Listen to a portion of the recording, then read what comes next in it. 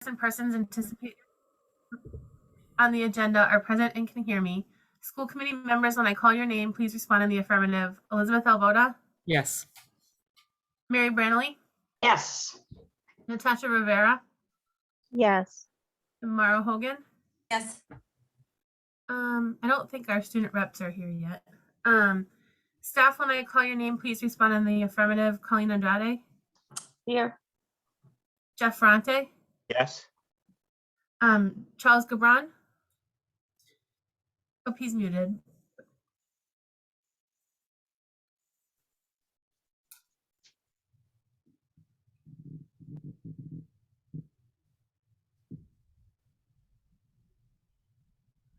Oh, I see you, but you're still muted. Okay.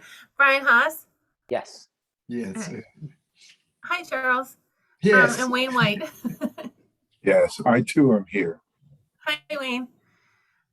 Okay, this open meeting of the Maynard School Committee is being conducted remotely as allowed by the Act Governor Baker signed into law on June 16th, 2021. The act extending certain COVID-19 measures adopted during the state of emergency includes an extension until July 2022 of the remote meeting provisions of his March 12th, 2020 executive order suspending certain provisions of the open meeting law. The new law has two major parts. First, the new law allows public bodies to continue providing live, adequate alternative means of public access to the deliberations of the public body instead of holding meetings in a public place that is open and physically accessible to the public. Second, the new law authorizes all members of a public body to continue participating in meetings remotely. The open meeting law's requirement that a quorum of the body and the chair be physically present at the meeting location remains suspended. All other provisions of the open meeting law and regulations, such as the requirements regarding posting notice of meetings and creating and maintaining accurate meeting minutes, remain in effect. Public bodies are reminded that notice of all meetings must be posted at least 48 hours in advance, not including weekends and holidays, and the meeting notice must clearly specify how the public may access the meeting, whether in person, remote, or both. This committee is convening by Zoom video conference as posted on the district's website. Please note that this meeting is being recorded and that all attendees are participating via video conference. Accordingly, please be aware that other folks may be able to see you and take care not to screen share your computer. Anything that you broadcast may be captured by the recording, which is audible and viewable by the public. Additionally, please let me know if you are recording or broadcasting this meeting prior to doing so. Use the raise your hand function now if you're planning to record or broadcast this meeting so I can make note of it. Most of the supporting materials that have been provided for the members of this body are available on the Maynard Public Schools website in a folder titled 2021-2022 Agendas under the tab Agendas under the tab School Committee. The public is encouraged to follow along using the posted agenda and documents unless the chair notes otherwise. Any citizen wishing to make a comment to be read during a virtual meeting and entered into the public record may do so by emailing comments, the number 4, scmeeting@maynard.k12.ma.us. Comments need to be emailed in advance and will be received up until the citizens' comments agenda item is addressed. Please include public comment in the subject line and your full name and street address in the body of your email. Emails without this information cannot be read. To ensure that your statement is read in its entirety, a 350-word limit is suggested. Statements longer than 350 words may be cut short at the 3-minute mark in the interest of time, but will be submitted in their entirety for the public record. Comments are limited to 3 minutes or 350 words to ensure that everyone has the opportunity to be heard. The chair will read only one statement from each citizen. However, citizens can submit any additional comments for the public record by providing a copy to the chair via email up until the end of the meeting, explicitly stating their desire to have these additional comments included in the public record. Please be aware that the purpose of the citizens' comments period is a devoted time for the school committee to hear from the community it serves. As such, the protocol supports the unidirectional public sharing of citizens' comments rather than a bidirectional conversation.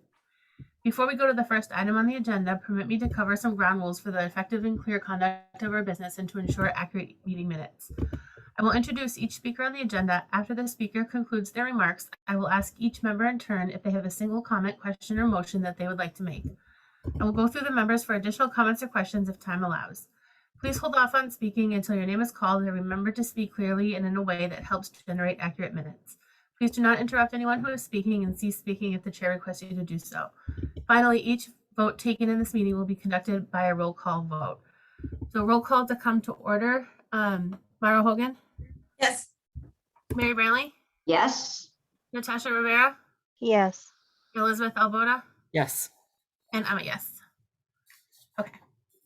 For citizens' comments.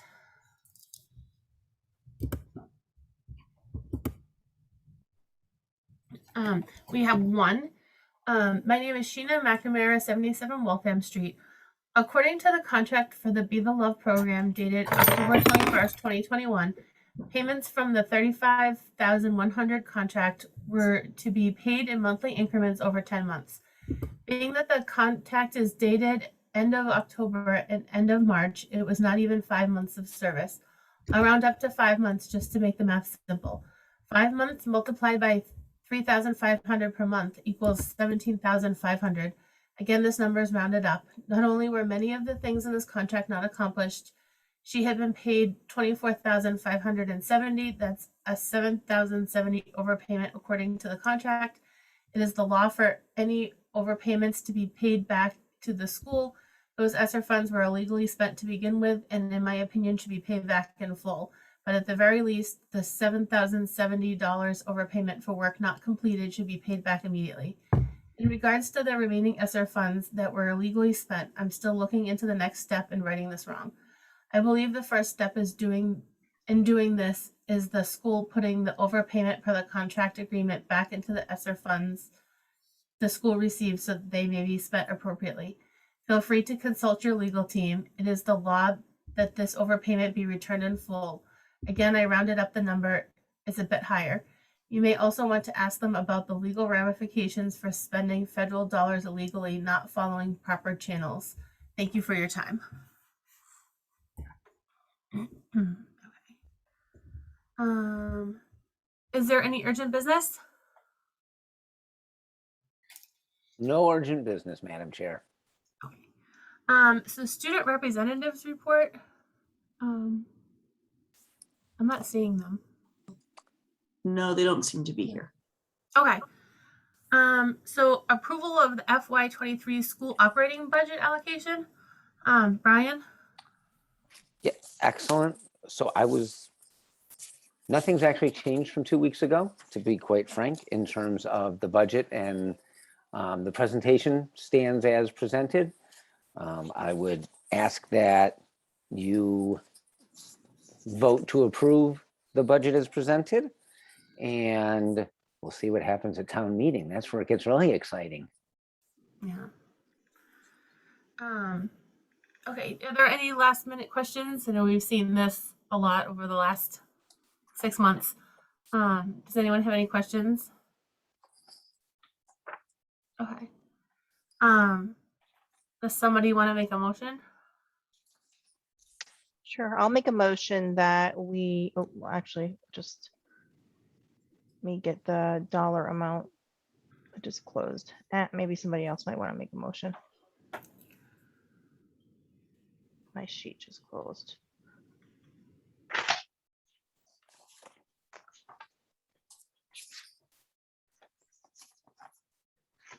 Are you looking for the total? Yeah, the presentation, using- I just had the, had it open with the dollar amount, and I just wanted to, so I just, actually, before we go in and vote, I'm wondering if, so there's two things. We haven't done the cost centers yet, and I know that's going to be approved. That was part of the ideas that this would be allocated within those cost centers.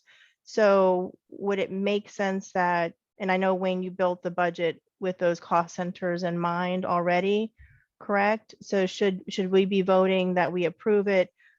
Should we do the cost centers first and then go back to do the budget? Because then the cost centers will be valid, and then we'll be allocating or approving it to those cost centers that we've approved. I don't know the right, it's more procedural. Colleen and Wayne and Brian, do you have thoughts? I don't think the cost centers have any direct correlation to the actual budget, though, because it's what you're approving when you're transferring money from one to another. Right. Right, so we're approving it in those cost centers. And then, right, the allocation No. in there, and I mean, Wayne, unless you have it broken out by those new cost centers, that's not how I necessarily have it presented in the presentations that I've been using. It's the I think same that was- money.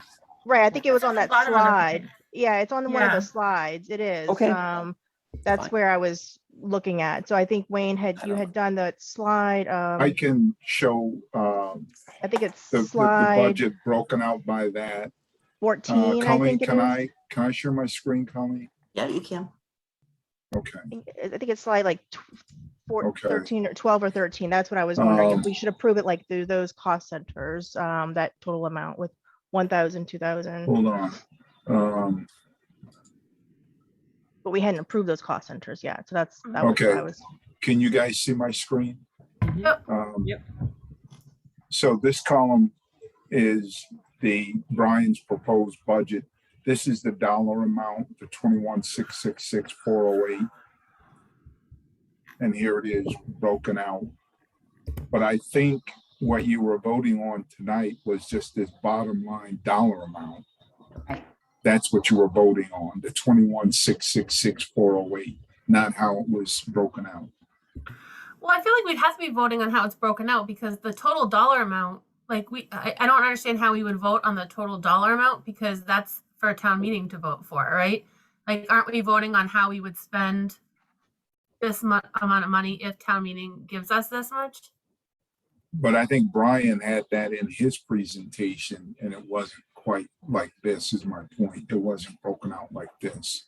So in the presentation, though, there is what I was saying, there is a slide. I think it's slide like 12 or 13 that does have this in Yeah. there. And so that's what I was wondering is if we should, because that's the whole point of the approval of the budget, right? You're approving it in the cost center. So later on, say next year, you move stuff, whatever, then that's when you would come and talk to the school committee or whatever. I don't imagine that would be a huge effort, but that was the premise of those. Well, you do vote on the final number, the big number. The cost Right. centers are actually part of the account numbers. So once it's approved going forward, anything that's already in there as broken up on this slide would need approval to be changing to a different cost center. Okay, so maybe it would be we approve this total number in the recommended, and again, this kind of goes procedural. Should we do the cost centers first because they're not really our cost centers yet until we I don't approve think you them? need to, because it's the bigger number you're actually approving to go forward to the Board of Selectmen or to the Select Board. Well, I don't understand this though because this isn't like we're not voting to ask for this amount from the select board. The select board, this is what the select board is willing to give us. It's the allocation. We're supposed to be voting on the allocation. That's actually what it is. It's the budget approval based on the allocation of the monies. Mm. It's always So- been the final number. The final number, the Board of Selectmen needed a vote from school committee so that it makes it, I don't know, stamp of approval, I guess you could say.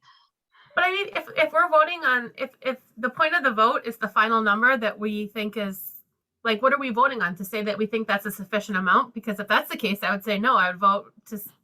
We should make a motion and vote that we want the original amount that Brian requested.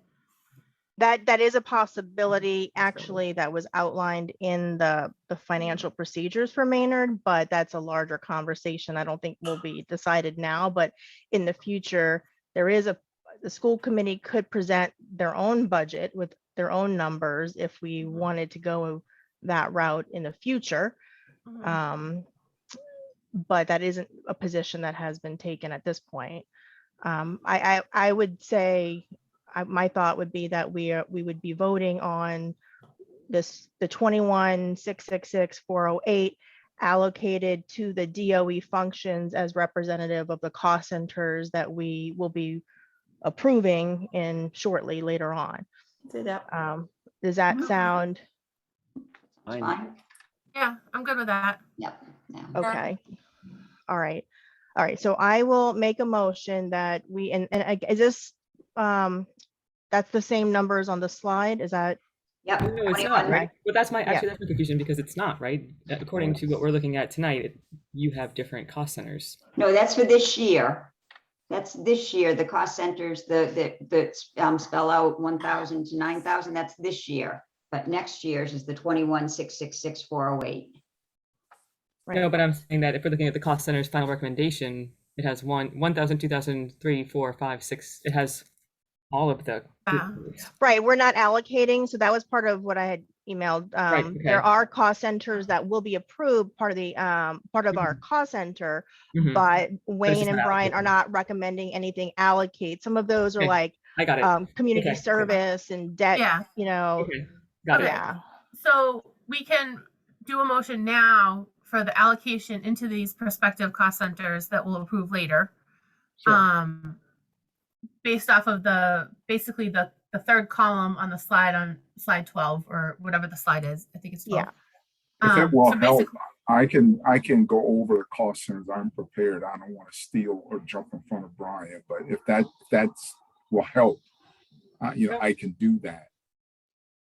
Whatever you I want me don't to know. do. That's what I was asking as a point of order. Is it make sense to talk about the cost centers first? And then, I mean, because I think we're all kind of there already, and you might be able to kind of vote that. I'm But okay doing that. Are we able to just move items around? Oh, we have to vote to take the item out of order, right? if there's no, I think if there's no objection, you can. Okay, if there's no objection, I move to move 10. 10 up before approval of the budget. Okay, so for the cost centers, let me open it. I can share my screen again Okay, if you want me to. sure. So for, oh, I'm sorry. Hold on, guys. Here, I'm a rookie at this. Colleen's the pro. He is the pro. So Elizabeth, this is what you were talking about. These are the complete cost centers, but in the budget allocation, which is right here, Yep. there's no money allocated, so I don't show them. Yep, got But it. as far as what we're establishing, this is the complete list. Okay. Does that make sense? Yep, makes a lot of sense. So Natasha actually did a fantastic job of summarizing this in her email. And she said the same thing, that if you look here, you know, I don't show 6, 7, or 8 because there's no money allocated to those centers. But as a procedure, you guys were voting on to approve all of those so that in the future, if things were to change, if there were expenses to be allocated, they would already be in existence. Yeah, great. Okay. Natasha, do you want to make a, oh, sorry. And just as an example, this is this year's budget 22 broken out in those to show you. But these are the complete ones that we in the budget subcommittee that I briefed them on, and that they move forward for you to vote on tonight. Yeah, and just to, and I did also just indicate there the transportation piece that Wayne explained nicely to us when we did convene about it, because there was some confusion because it's referenced.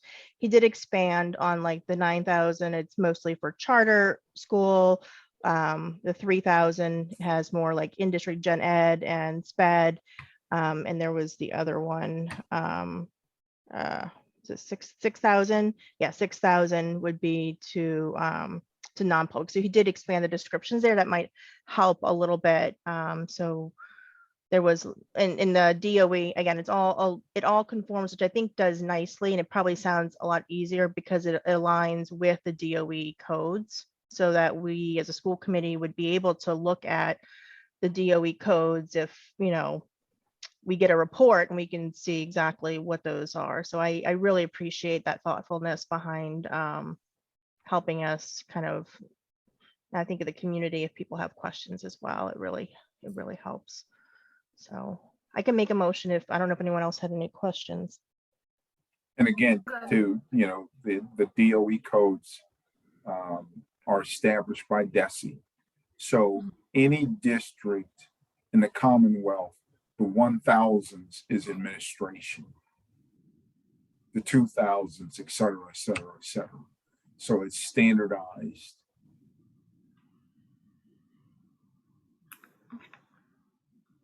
All right, Natasha, you want to make a motion? I sure will.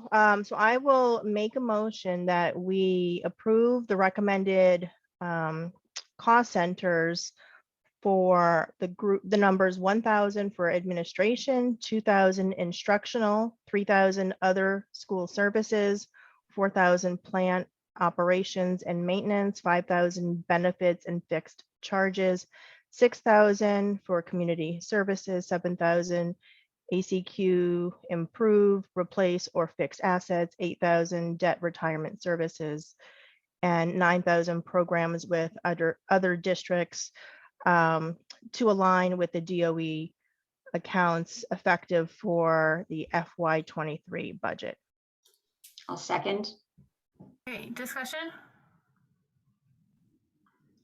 Okay, roll call vote. Mary, Yes. Natasha, Yes. Mauro, Yes. Elizabeth, Yes, and I'm a yes. Yay. that's one Thank goal. you guys. One of our 3 I know. goals. We did it. And Yeah. I did also indicate just to, and this might be a separate meeting, but there is a policy moment. There's a couple of financial policies that maybe the policy subcommittee can look at, and maybe even we have a joint meeting at some point if there's because there's a couple of financial ones that might be helpful to look at that need to be amending with this. We have a policy meeting on Monday, so we can at least look them over and see. Great. Okay, so back to the budget item on the agenda. Were we ready? Do you think we're ready to make a motion for this now that we have the cost centers? I think so, since the cost centers are approved in that way and the budget has already been aligned to that. I think that works nicely. So, Do you want to make the motion? oh yeah, hold on. Okay. So I will make a motion that we approve the FY23 budget allocation totaling $21,666,408 into the cost centers 1,000, 2,000, 3,000, 4,000, and 9,000 as proposed. Second. Is there discussion? Okay, roll call vote. Mary, Yes. Natasha, Yes. Mauro, Yes. Elizabeth, Yes. and I'm a yes. Awesome. Thank you. Yeah. Well done. Yeah, Yeah, we've now- accomplished 2 things. I know. Nice. Not even 7:30 yet. Yeah. We won't go to 11, Brian. Thank you very much. Okay. Introduction to the Global Scholars Pathway. So I think Principal Caruso, I think, is on the line and wants to do introductions to the high school staff who will be presenting. Okay. Principal Caruso. Hi, everybody. Yeah, so, I'm excited to be here to introduce Jen Adams. Jen Adams is a veteran teacher of Maynard High School, and she's the lead teacher of our foreign language department. And I know that she and Jean LaBelle, prior to the pandemic, had been working really hard on this Global Pathways initiative, and as far as I understand, it was ready to go, and then the pandemic hit, and a big piece of the Global Pathways is opportunities to travel. So obviously with COVID, that couldn't happen. So now with the pandemic waning and things opening up and the possibility of travel being real, we were able to kind of resurrect the plan, refine it, and now it's ready to be presented and implemented. And for me, this is something it's a very exciting opportunity for students. I had the benefit of traveling in college and post college, and also as a teacher, used to go on the EF tours, and we took students to various countries in Europe. I think I've been to, on 3 different trips: Central Europe, Italy, England, and Ireland. And, that's a great experience, traveling the world and really kind of seeing history and culture come alive is a great experience for kids. And so, I'm very excited that we can bring this opportunity to Maynard High School, and definitely owe all the credit to Jen Adams and Jean LaBelle for putting that together. Thank you. Let's see. Sorry, I speaker view. So, is Jen Adams going to present? Yep. Okay. Hi. Thank you. Hi. Thank you for coming, especially late in the day. Yeah, no problem. Great. So yes, as Kevin was saying, we were ready to roll this out. I was looking back at our meeting notes, and March 2020 was our last meeting with our steering committee, and students were starting to sign up to pilot it for us, and then nothing happened. Nobody even left their neighborhoods. So it was really, it was just, like everything else, it was just bad timing for us. So thank you to Colleen, who's going to be running this little slideshow for me so that I don't mess it up for this. So, all right, so I went through the program that was shared with me. So thank you for that. So I think in terms of interest in this program, I think it's a good timing for it. Everybody's about ready to start traveling a little bit outside of the area. And so our goals for this are to meet the interest that students have.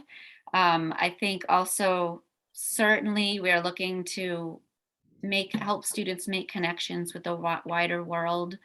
I think once students travel, or once anybody travels, it's impossible to unsee or unexperience things. And so they just come back changed. Thank you. Can you go to the next one? So I've gone through the different areas that this will address throughout this presentation, but it definitely makes a lot of connections in different content areas. It's not just for students who are really interested in language. That's one of the components, but it's not everything. There are a lot of different connections for students to make and be able to meet, I think, global needs that we have as a country. Students becoming more interconnected in their own community and also in other communities, dealing with students or with people who are visiting here or who have moved here. Our students, through going through this program, I think will be more marketable because they will have made these broader connections in other areas. In terms of connections to the strategic plan, I think I could have added even more. There were a lot of ways that this connects to that in terms of cultural proficiency, encouraging them to continue on with languages. There are many aspects there. The cross-curricular aspects of it, it can be paired up with art classes, music classes, history classes, all kinds of different classes, math as well. Social emotional learning, definitely students that I've traveled with on multiple tours and exchange experiences come back so independent. It's amazing to see what students have done after traveling and how they just feel confident in being able to do that. So definitely a lot of social emotional learning. And as I said, you can't unsee. You learn someone else's perspective on something you always thought, and that's it. You can't just go back to being closed-minded about things. The academic experiences, definitely. I think that having students dive into different content areas and making connections is something that they'll be doing. So students through this program can pick different ways to show their connections to international communities or different cultures. For example, I think with like math or like geometry and looking at different architecture, different places. So let's say they're learning about a specific concept in a math class. How does that apply to something in a different country? Or music, band, diving in a little bit deeper into like the composers or time periods or events that songs represent that they're studying. history, certainly learning different perspectives on things aside from what we are always, how it affects us, but how do certain events affect other people as well. And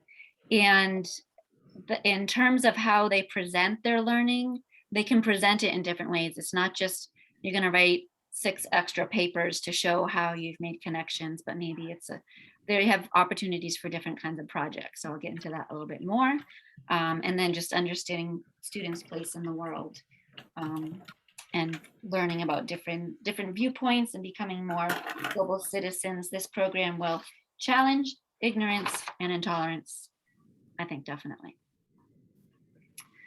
So current practices, as Kevin said, Jean LaBelle and I worked with a bunch of different districts from New England. We traveled with them and worked really closely in seeing what other districts have done. We learned about LS, Winchester, Medway, Duxbury, and a bunch of other schools that were also there. And we really put together this plan. We started to do it then, and then we worked more with the steering committee after we got back to work with that. We've also been developing more opportunities to travel abroad. And so there are plans in place that are happening very soon to some students near you, but some developing plans down the line that will be continuing for them as well. So recommendations that I have for this would be to hopefully adopt this plan that we've put together, the steering committee and myself and some other teachers as well. We could begin it in the fall of 2022. Since it's the end of the school year now, we can roll out the information and share it with the students, and then students can start to sign up and apply and fill out the paperwork for that.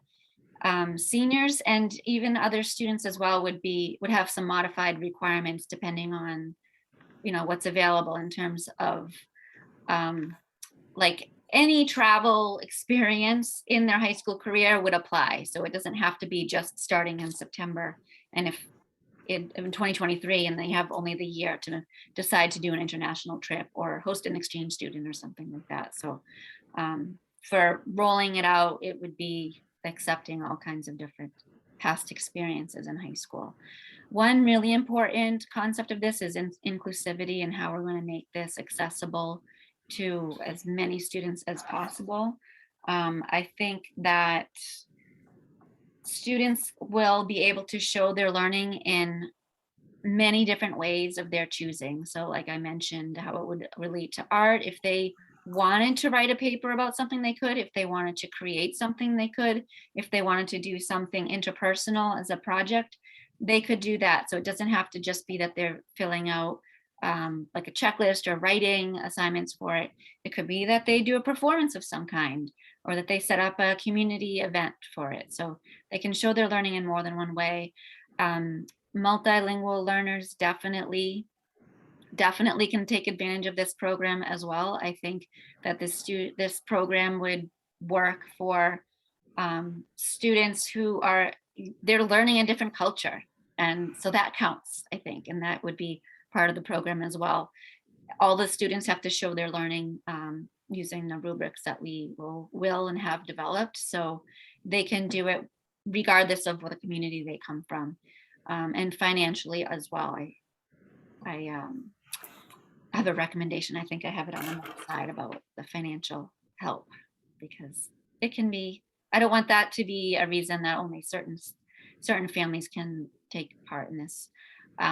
In the past, I think it was 5 or maybe 6 years ago, when I did a community service trip with students to Guatemala, they were able to, we had an application, a financial aid application, they filled it out. And so they all got some assistance at least to pay for this. And I believe that the money was taken from some of the funds that exchange students have paid to the Maynard Public Schools. So that made it more of an actual real exchange. So students came to Maynard, and then some Maynard students were able to go somewhere else and make an impact in another community. And definitely they came back changed as well. So I would like there to be some part of that budget, if possible, could go towards that, towards making this accessible to students as well. Yep, so I think, as I was saying before, that this definitely makes Maynard students more marketable. They're using their skills and they're getting credit for what they've done, and they're pushing themselves more to maybe earn this extra distinction upon graduation. So I think it's valuable to them as learners, and it also makes them more valuable to the next step of education or wherever they end up going later on in their lives. They get broader worldviews and they bring that back to Maynard High School. Their appreciation and their inclusivity of other cultures.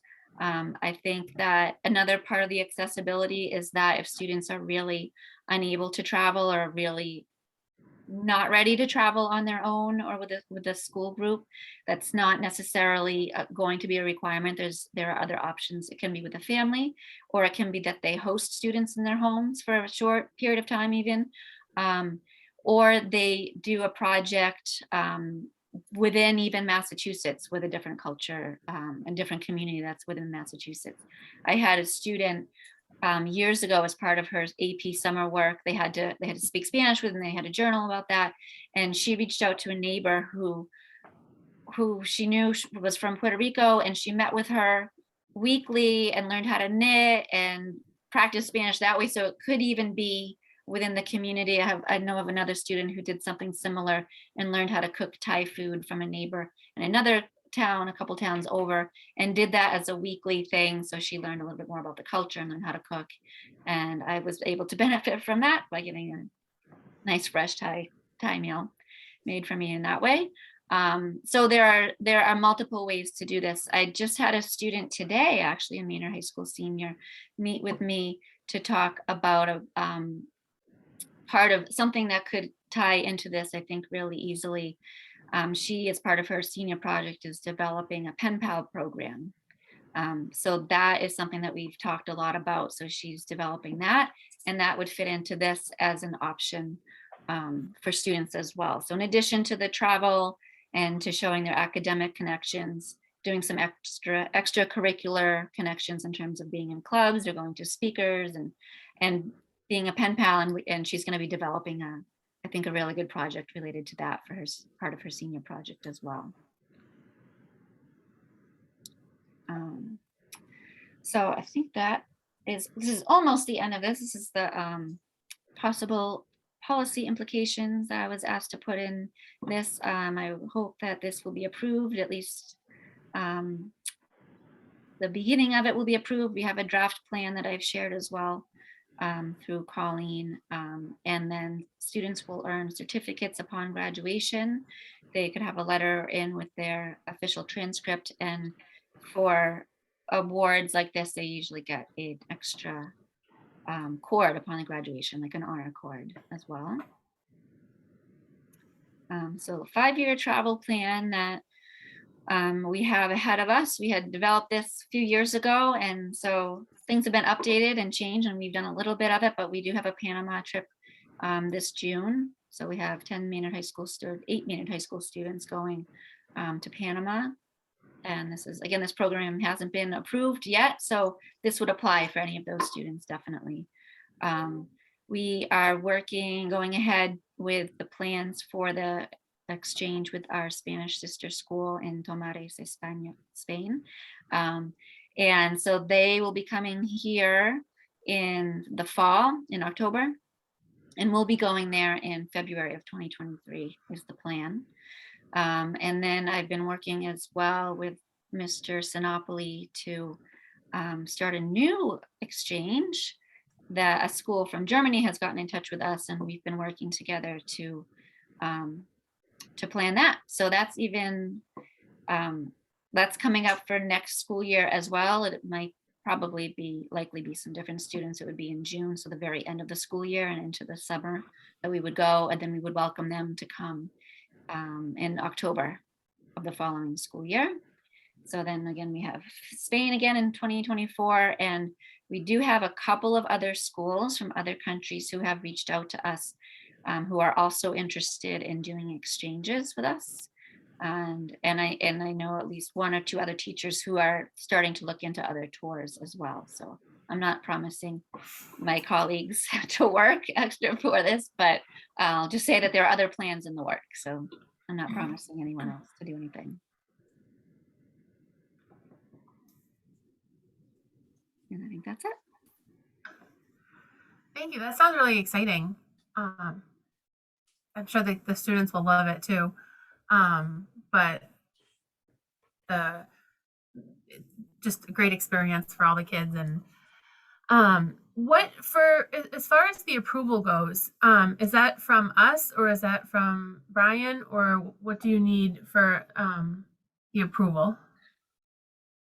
I'm not sure. I mean, we were meeting beforehand about this with the steering committee, so we never got to this stage before. So I don't know. I don't know what other schools have done in terms of how they've gotten it approved. I know we approve like trip by trip.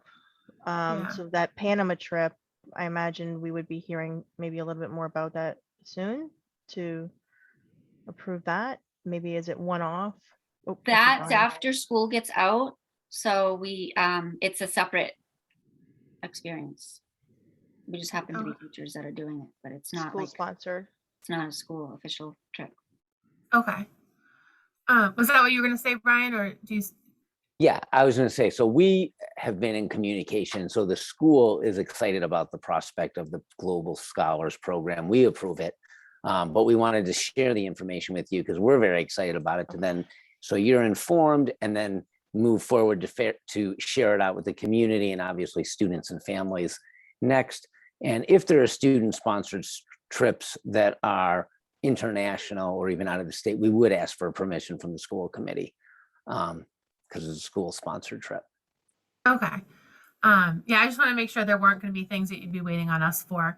But this sounds really exciting. Do people have questions? I do. I have a budget question. Would the funding for these events come out of the foreign exchange revolving account? Is that what the plan would That's be? my understanding. Yeah.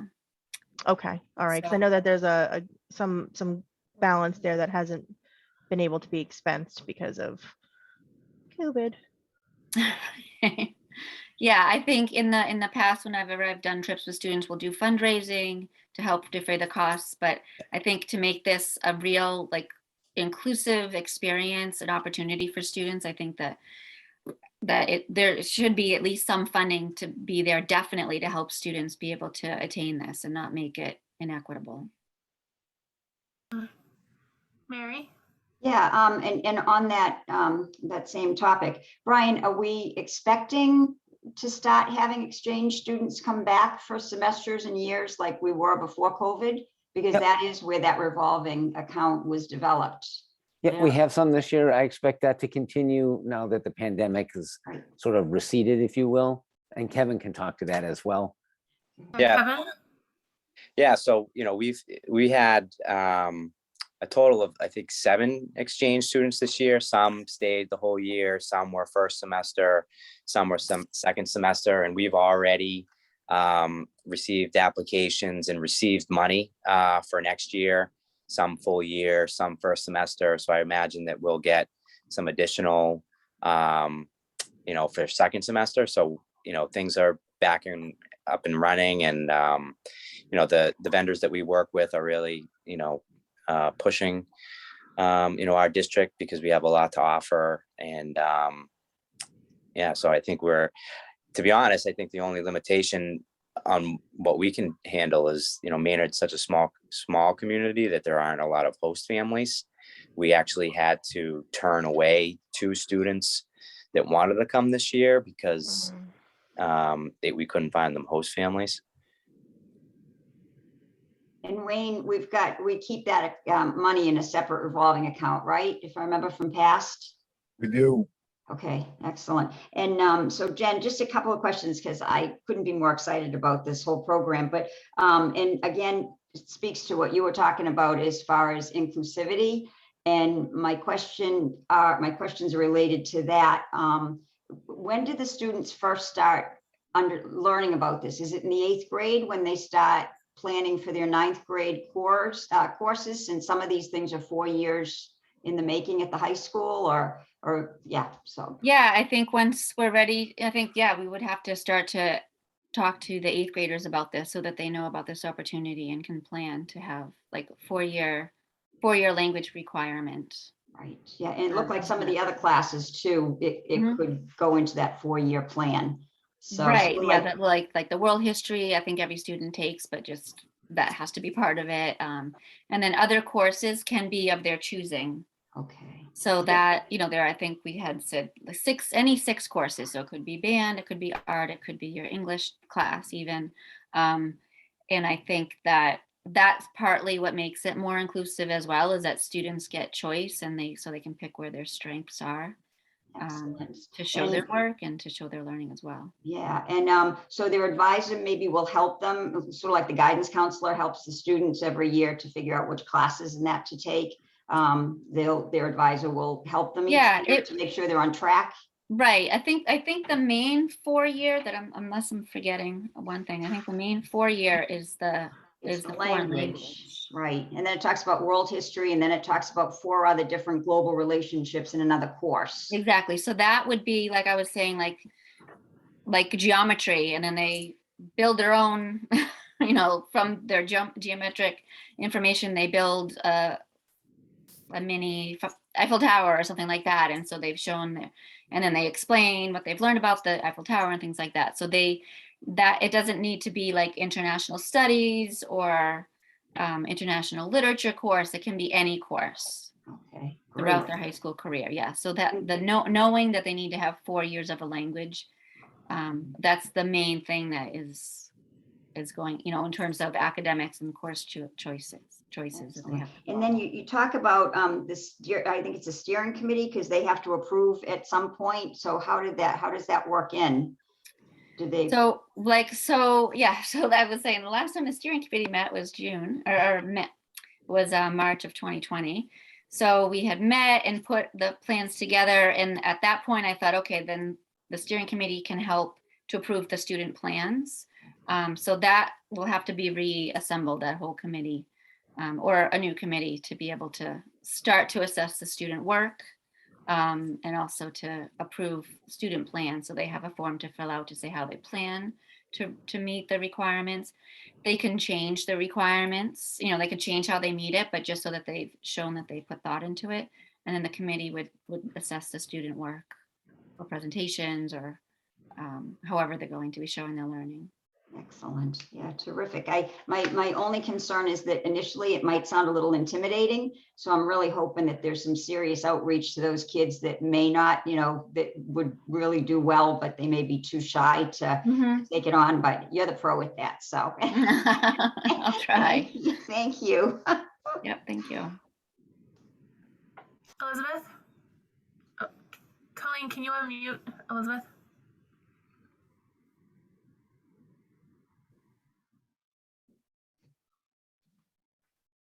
Thanks, my dog went a little crazy there.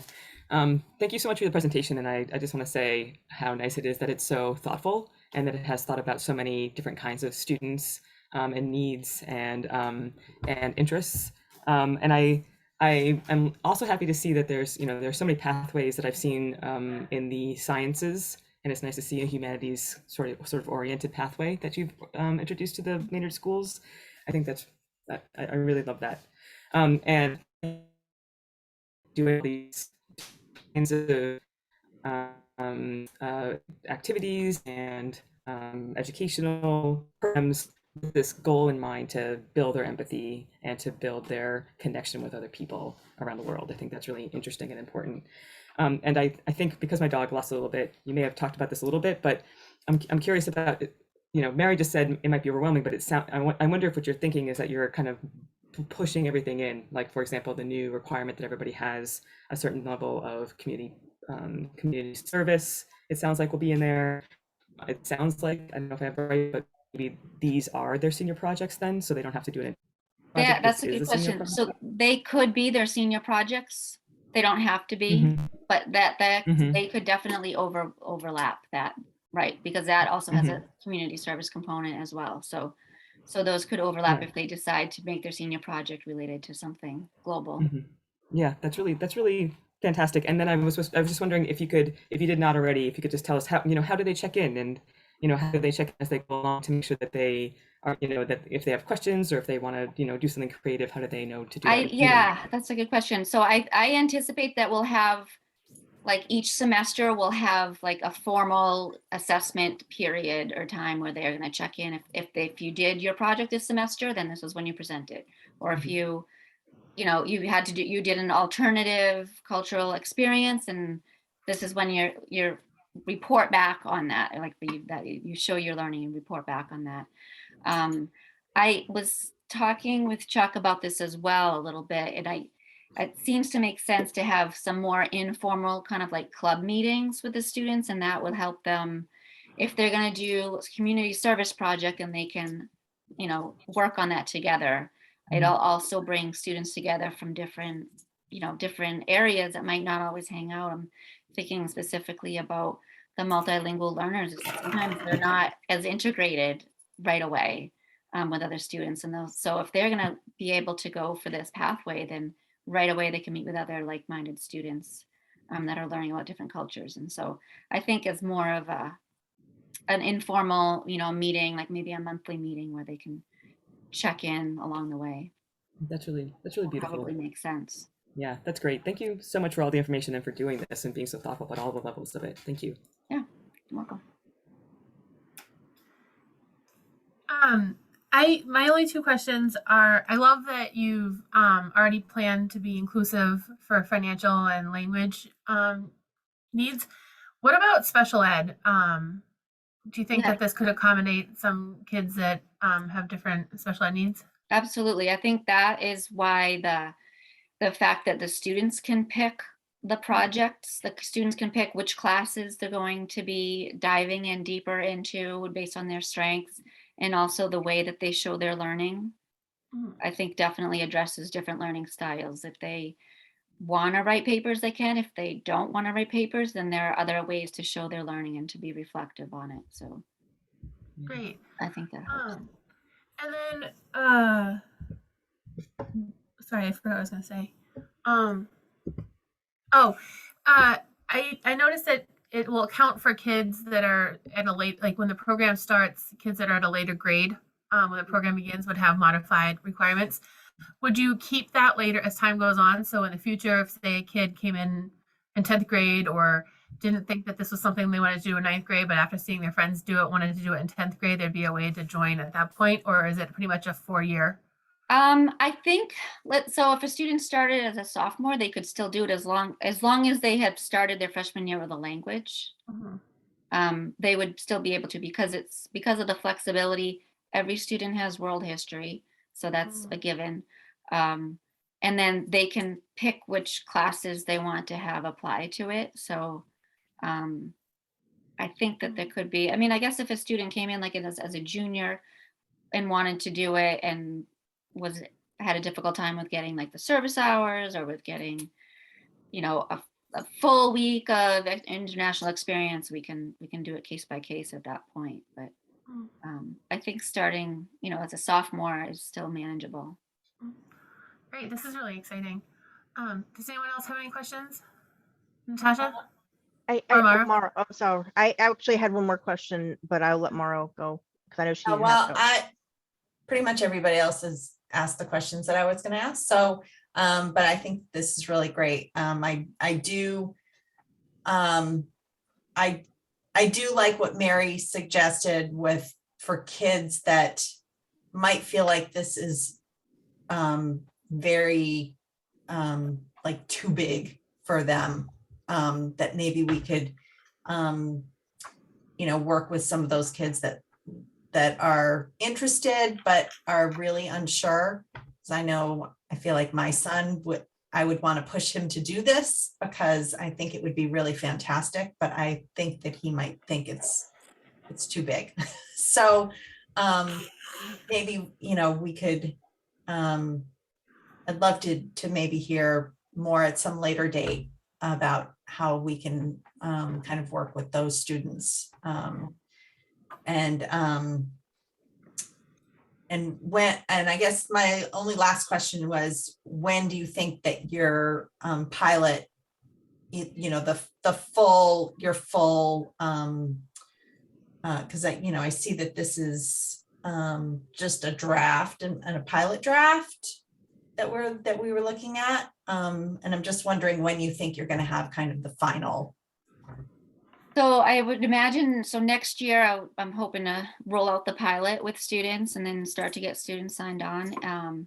And then we'll kind of assess as the year goes along and see if we're ready to then make it full, not a pilot. It's Right. for real, then probably the year after that. So students will earn, after next year, seniors will get a little bit of a modified version of it, but then I think from then on, students should be able to get the full experience. And I think it's a good point about thinking about how it might look overwhelming, and possibly I can look at what some other schools have done and have some example projects and things, just to share with students.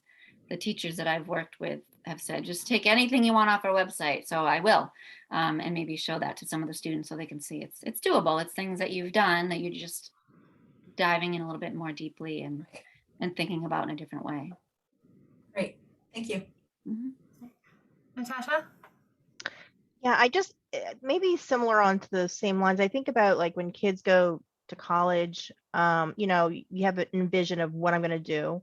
And then a year or two in, you're like, I don't want to do that. I want to change, majors. And so I would like to see some maybe suggested some flexibility that lends for that opportunity when they learn, when they get to high school. And then they, that they're, I guess the whole idea of pathways, I know sometimes you commit to something, but they're the room to pivot, at some point, might need to be a little bit more clearer how that might be possible and when that might be. It could be that they gain more interest in that foreign language that they didn't anticipate they had in 8th grade, when they were Mhm. picking their classes. Some things just to allow for that, excitement for the new, history. Maybe they take that history class that they never really had that appreciation of world history right away. So I just would echo some of the feedback that it lends for an opportunity, maybe in a year 2 or year 3 to, how that might work for kids who didn't, expect right off the bat to go right in. And I also really love that, to Beth's point, the humanities. I love that the arts, could be integrated as part of this as well. I think that's one of Maynard's strengths is our and so I think highlighting or anything that kind of incorporates our strengths a little bit more into the academic pathway is really fantastic, beyond just the STEM components as well. Mhm. Yeah, we did have, related to the STEM, we did have a science club the last few years, and they were starting to do projects with other schools in other countries. And so I thought, well, that would very easily lend, like if a student's in the science club and they're already doing another component of it. So Mhm. there are a lot of And- good opportunities. And just to clarify, the June trip, I think I heard right, but maybe I didn't. So that is part of this pilot, the one to Panama, or is it? So this isn't rolled out yet, but if students did that, like, so a student who goes on the trip to Panama says in the fall, okay, I'm going to apply for the Global Scholars Program, this will apply. It's like, retroactive or grandfathered in, or however you want to word it, that past experiences would apply. Okay, so that would be, I guess, okay, I got it. So it's allowing that trip to be part of this as well. Right. So students who've done family trips as well, I have students who have done Right. trips for the family, that it doesn't have to be a school, with a teacher trip. And just that, I guess also thinking about like the efforts that it probably takes when you have kids maybe who don't, or families who don't often travel abroad, they might not have like the documentation for, passports. I know that just there's a lot of long wait times for some of those application processes. So I know with families, it might be helpful that sooner the better to get the buzzes out there for them, because I imagine it'll take a long time to get those type of things ironed out right now. Right. Yeah, it does. And every time I start a trip with students, when we have our first meeting, I say, now's the time to apply for that passport. So Find all those documents. it happens, but it does take a while. Thank you very much. Thank you. Actually, can you just share really briefly about the Panama trip and what that's? Yeah. So Rochelle Lerner and she's a chemistry teacher. We're taking 8 Maynard students to Panama. It's through EF Tours, so it's not just a language trip. It's available for anybody. And we will be in Panama City, so we'll see the colonial part of the city. We'll see the more industrial part a little bit. We'll be at the canal, and we'll learn about that whole engineering marvel, and we'll see an indigenous community while we're there. We'll be snorkeling in the Caribbean. We'll also see the Pacific.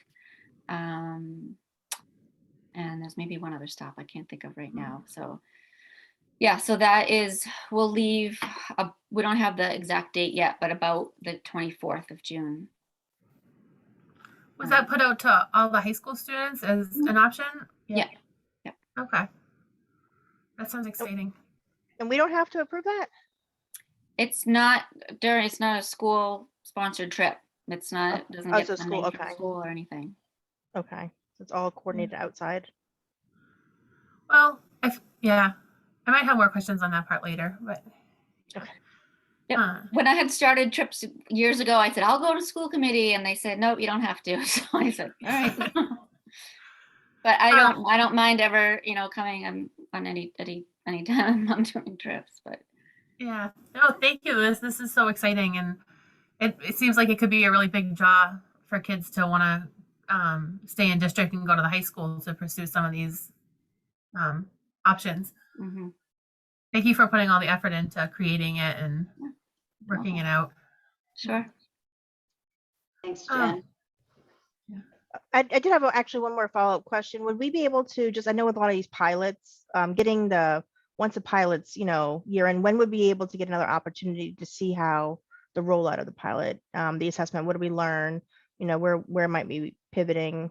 I know that like this year has been the first year the Spanish immersion kids have gone to the high school and now they're going up. So how is that incorporated or not, into those efforts? So I just wondered maybe next year might be if we can get an update.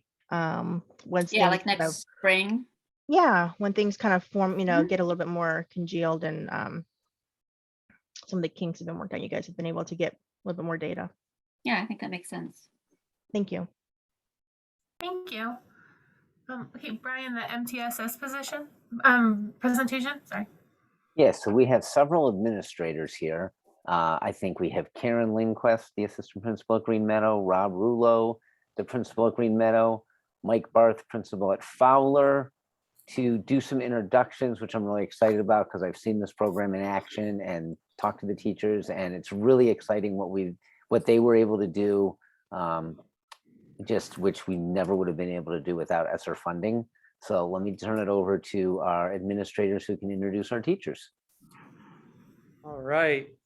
Colleen, can you put up the slideshow for MTSS, please?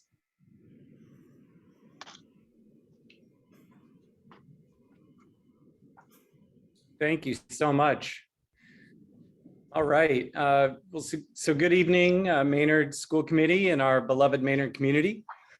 Over my years in administration, I've seen many things presented to the community, from class trips, such as Mrs. Adams just did, to MCAS scores. But tonight I'm literally more excited than I've ever been to see this topic presented to our community. The reason is how we have seen this new support in Green Meadow and Fowler move the needle so dramatically this year. It's truly been incredible to see and work with our coaches at Fowler, who are Meg Sullivan and Lauren Junta, and watch them identify and implement different ways to support students who have needed it the most. Tonight's presentation will begin with Green Meadow, and then we'll move into Meg and Lauren discussing their roles in the data we've gathered at Fowler. Colleen, second slide, please. The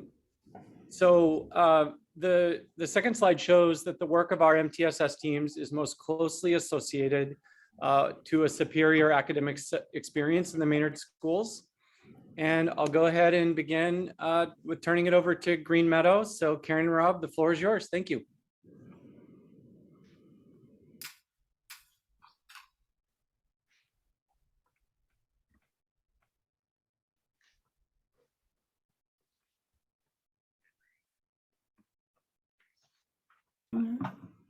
Anybody muted?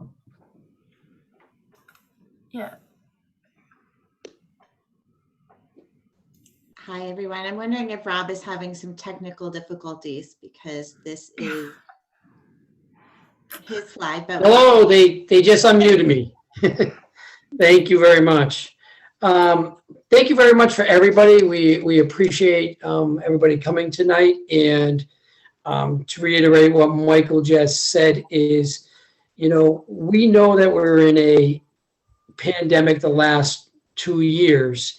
And by coming through that, we understand that when our students came back to us in a full structured school programming, that we thought we might see some developmental needs socially and academically.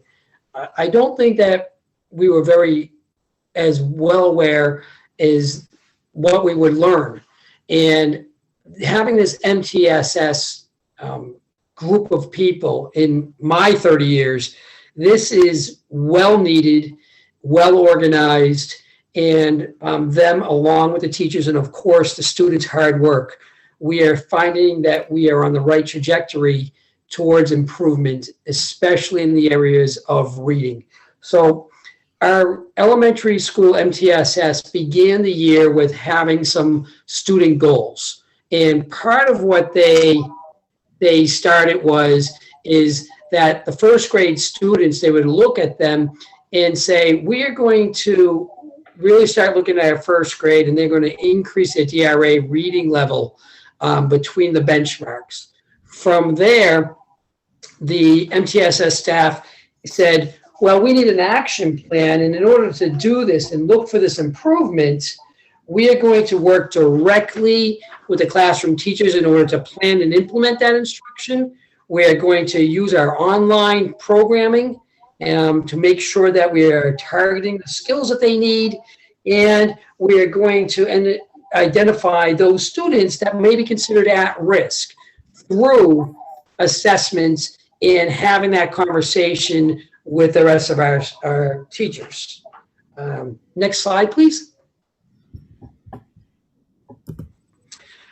So what happened is they had some assessments, and the assessments they were using in order to make sure that this information was worthy, and it was the understanding is that it was not just staff making this up, this is all documented, is they looked at Dibbles 8 in the Hegarty Phonemic Awareness, and another assessment called Early Bird. Those assessments, along with the DRA assessments, allowed us to look at what our weaknesses were. We had conducted grade level meetings, team meetings, and everybody was able, in order to take a look at the students, find out their needs, and then create a plan that was going there. We ended up, after starting the program, we made sure that we continued with understanding this and assessments by doing monthly progress reports. Next slide.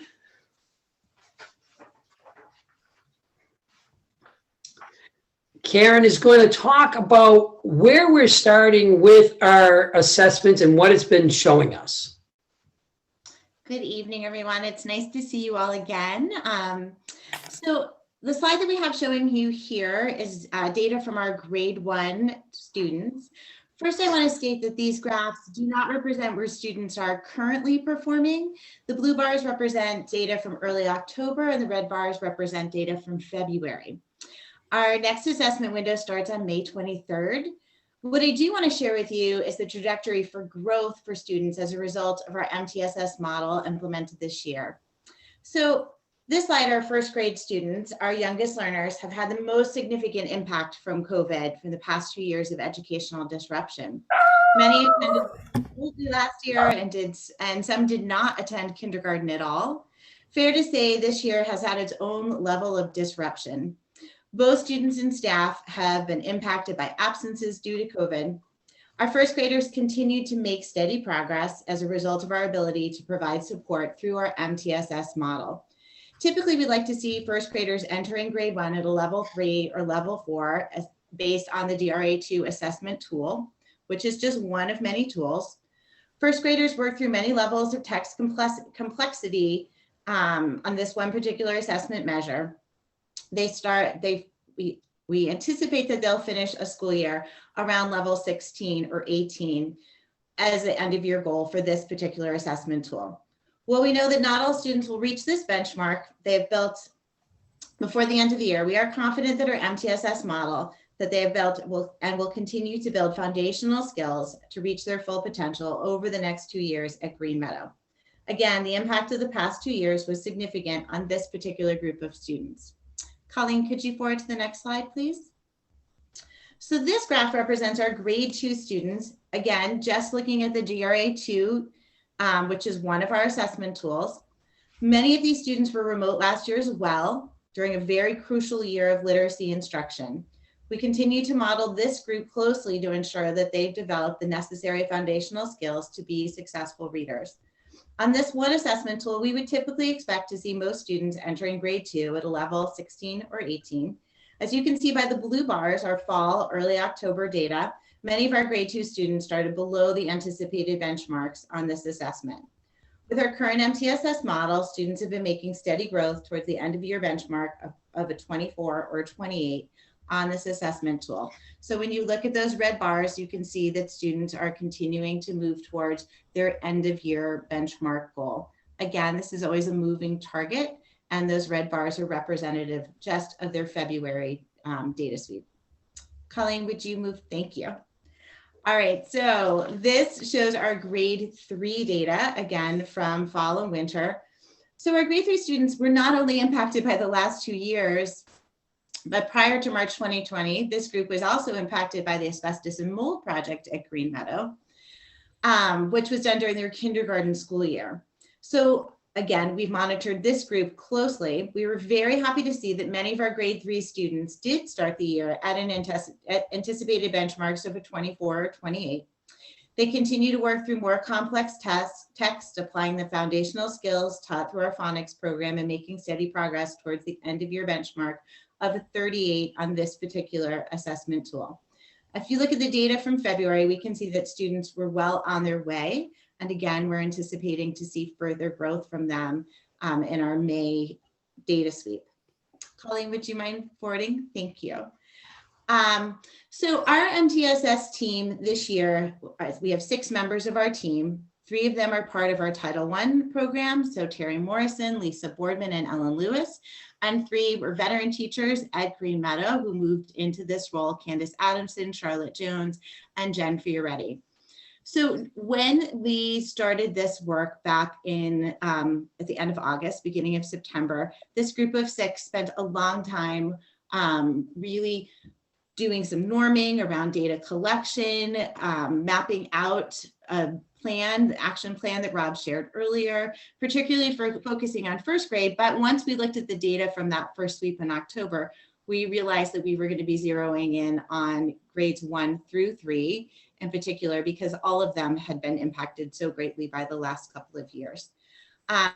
This team has worked together to build their own, to collaborate amongst themselves, build their own team culture, because it was a new program to Green Meadow, and then quickly was able to make their plans, start collaborating with grade level teachers and supporting a push-in model of instruction to support students right in the classroom. We knew that with the number of students that we really wanted to be able to support this year, we needed to make sure that we were not building in additional transition time to move to other spaces. We wanted to make sure that children were in their general ed classroom where they were getting support not only from the MTSS staff, but from their classroom teacher and any of the other adults that we had available to support each individual classroom. So As they started to do their work, they were planning collaboratively with grade level classroom teachers for whole group instruction, for small group instruction, having conversations about students and the progress that they were making, looking at data. Our MTSS team progress monitors students that are in these small groups in between our data sweep cycles so that we can be sure that we're really being strategic with the instruction that students need to reach their goals. But a big part of the work that they were doing was also impacting our staff. And so I want to talk a little bit about the impact of the MTSS team on the professional culture at Green Meadow. So we knew that when our MTSS team pushed in for small group targeted instruction, it would benefit our students, but the collaboration between classroom teachers and our MTSS staff has gone beyond just benefiting kids. It's also benefiting our professionals. These past 2 years were very isolating for our classroom teachers and our other support staff as well. They weren't having the same level of collaborative planning time, or it was happening over Zoom. Teaching can be isolating in itself, and when you add remote teaching into the mix, it gets even more so. So this MTSS model, where teachers were not only working with their grade level teams, but also working with our MTSS staff, really provided venues and opportunities for teachers to have real professional conversations about their methodology, about the curriculum resources that we were using, about the best ways to be differentiating lesson plans within their classrooms.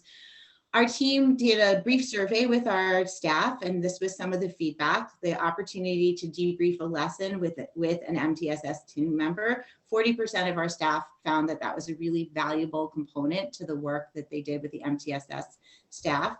The ability to brainstorm next instructional steps based on student data. 67% of the staff who took our survey found that this was a really valuable component to this program this year. The opportunity to observe students working with another teacher to inform instruction. 33% of teachers found this valuable.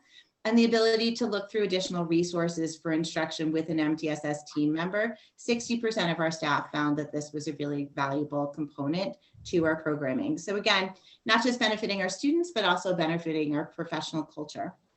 Colleen, would you mind? Thank you. So finally, benefits of our MTSS program for this current school year and beyond.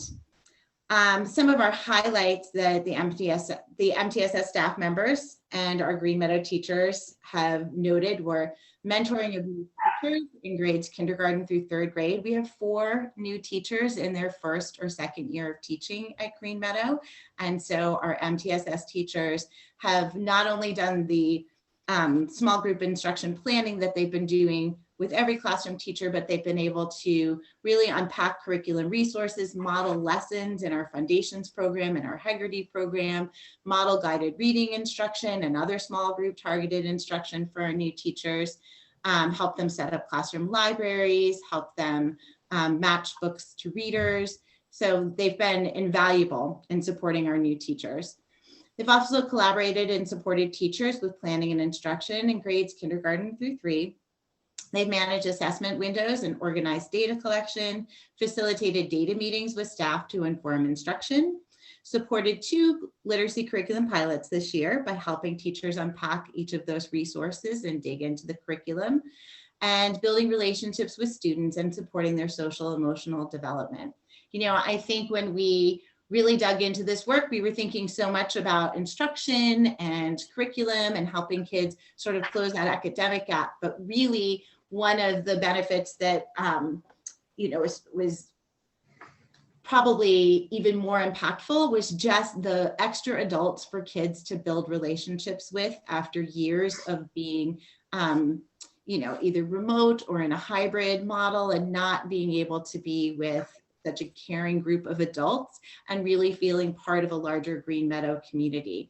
And so our MTSS staff has done an amazing job at supporting our social emotional learning curriculum, building relationships with students, and really furthering their ability and willingness to take risks with their academic learning. And I can't say enough wonderful things about this group of team of staff members. Thanks, Colleen. And Rob, I will hand it over to you. So the benefits of the MTSS and going on with what Karen has stated is, again, we're in a predicament coming in that we learned that our students were suffering in many different areas. And we'll talk about some of that pandemic influence that took place.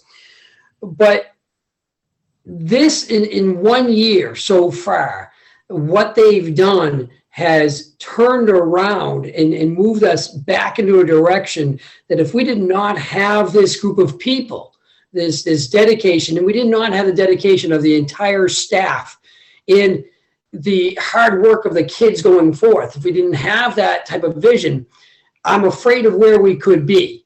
And Karen and I came in and the plans that we put forth and the changes that we're attempting to make, these are going to take a while in order to take care of. This MTSS team is a need for this district in order to get these kids and our teachers back on. But we're continuing to build. And I've seen their influence in where we're going, and it's going to just make our team stronger. So it has given the teachers and students that support that they needed just for this year, and I can imagine what it's going to take on next year. It's even going to be much better. We learned that our students had fallen behind, and now we're moving into the direction that they're supposed to be in. And we can, again, foresee, I'm looking forward to the data when it comes time at the end of the year, because I really do believe that we're moving right in the direction we need to be. Our Title I teams, our MTSS teams, the partnerships that they've formed with our staff makes the learning environment that takes place at Green Meadow, and I'm going to assume at Fowler too, the progress that we're making is amazing. It is a professional culture that is being built. And that pandemic influence, we did not recognize. There are some positive technology aspects that took place from the pandemic, but there's this negativity that happened with the non-socialization, the peer interactions that didn't take place, the student-adult interactions that didn't take place. That influence, we really weren't sure, but this group has helped us break down those barriers. So it has given us a look at data to make our decisions. Next slide. So what are our recommendations? Very simple. We continue with what we're doing because it works. We continue with this group of MTSS teachers. We continue with the support that is needed. And then we increase our Title I support by balancing that support in literacy and mathematics at all levels. We have spent a dedicated amount of time in the area of literacy. We need to create that balance. Ms. Morrison is going to be instrumental as we move forward to that. So we are on the right track. We are very proud of where we're going. And I appreciate the benefit and the fortitude, and along with the knowledge that everybody had of saying, we need this. They could foresee this coming down and getting these people on board. I'm going to turn this over to the Fowler team, and thank you guys very much.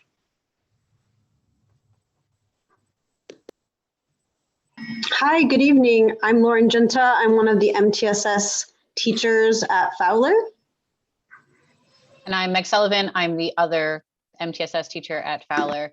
So we're two teachers. Our MTSS team is two teachers serving the 4th through 8th grades, the students and the teachers. And our goal is to provide you an overview of the things that we've been doing this year at Fowler under the MTSS umbrella, and give you a little bit of preview of our hopes for next year with the MTSS systems and programs. Next slide, please. So MTSS at Fowler, Lauren and I function a little bit separately than Title I. And so going into this position, we started off by figuring out what our goals were going to be for this school year. And so we wanted to identify the student learning gaps that were created by the pandemic, and then determine how to best address those gaps in student learning, and work to ensure that all of our students are making growth towards academic proficiency, and then support the teachers' implementation of data-driven instruction. So the first thing, oh, she's going so fast. So the first thing that we did was identify some gaps in student learning. So we looked at a variety of assessments and progress monitoring. Of course, we have our ELA, math, and science MCAS, which was a starting point for us. We also use the DIBELS and DAYS benchmarks to look at reading proficiency. And we also have STAR Renaissance that we use in grades 4 through 8 that looks at ELA and math. And so we use that in addition to a number of other assessments to look at where students were going. One of the things that we did was we created a system for comparing our data across different assessments. We basically created these spreadsheets that were easily accessible to all staff so they could see and compare data in real time. One of the things that was happening prior to this is that we might take these assessments, but we never really knew how to access all that data together. And then, of course, we had to establish some norms around how to look at data and how to use that information. So we spent a lot of time meeting with teams and talking about those norming those protocols and figuring out how to create more of a data culture at Fowler. You can go to the next slide, Colleen.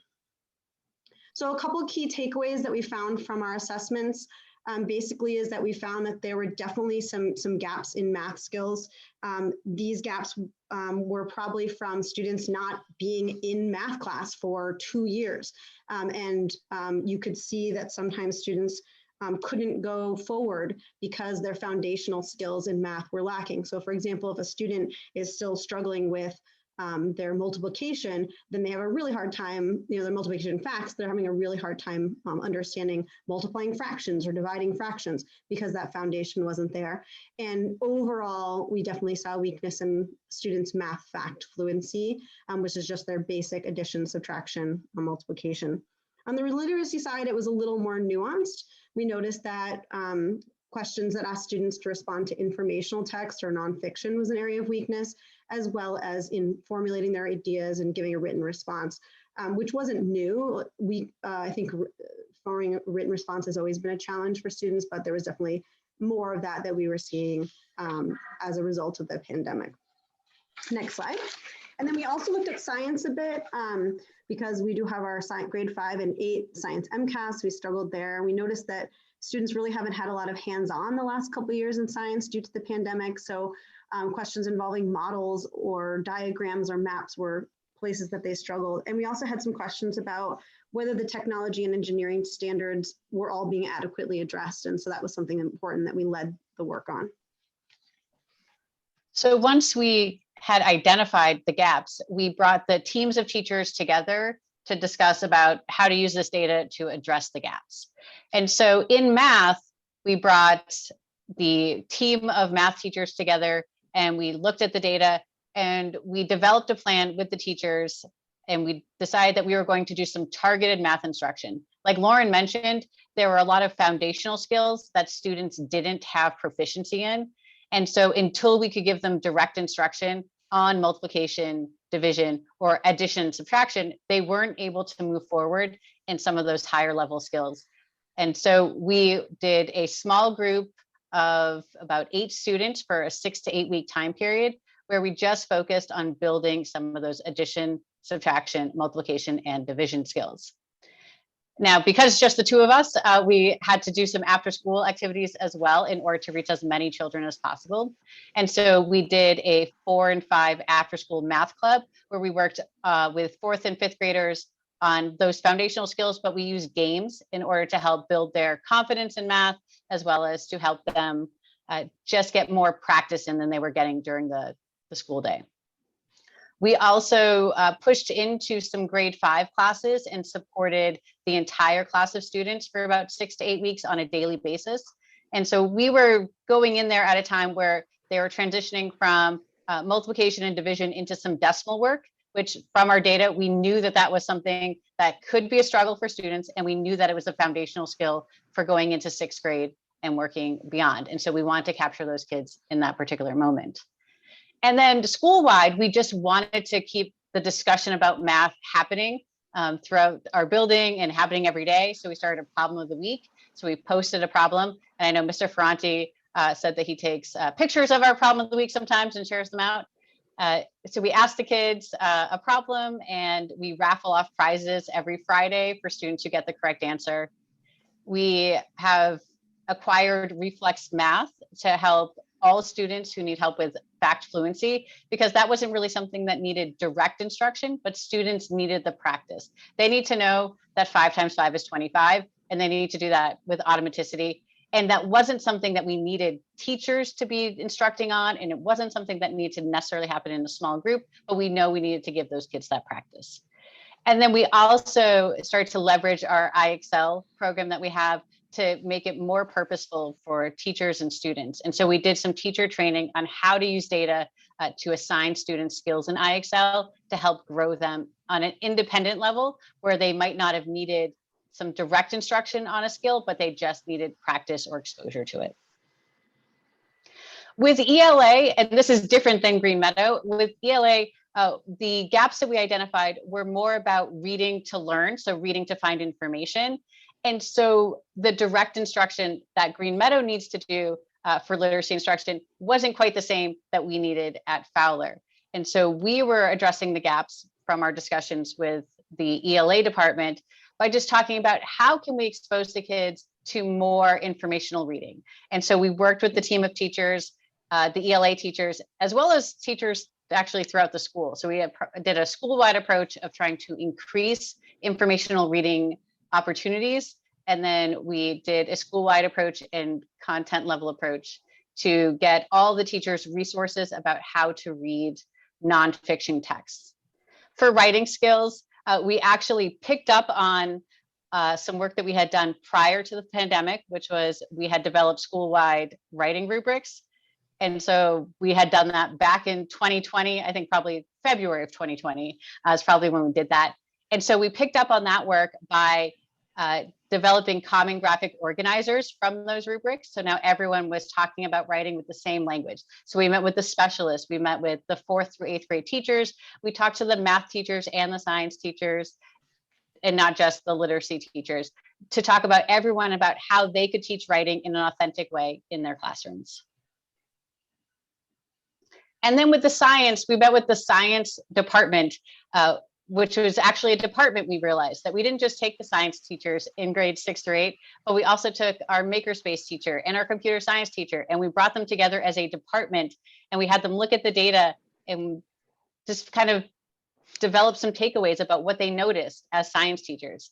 And what came out of that was this great desire to make sure that kids were making connections from the work that they were doing in 4th grade to the work that they were doing in 8th grade.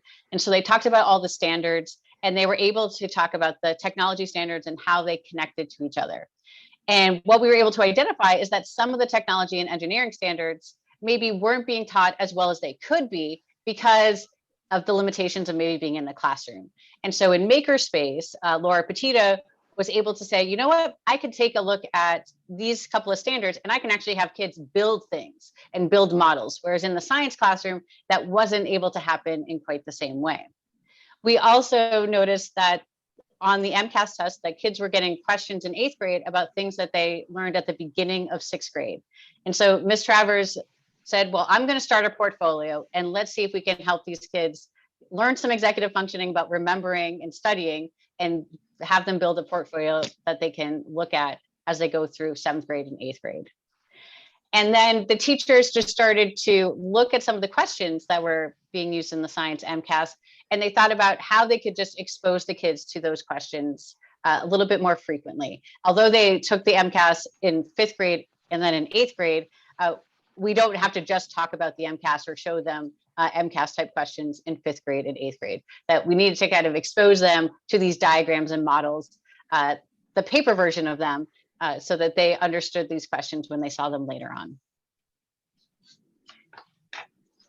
So the next section of this is to look at growth and students moving toward proficiency. We needed to look back at data and see how our interventions were doing. And we said focus on growth because we know that not every child is going to reach proficiency in 1 year's time, that the gaps created by the pandemic might take a while to overcome.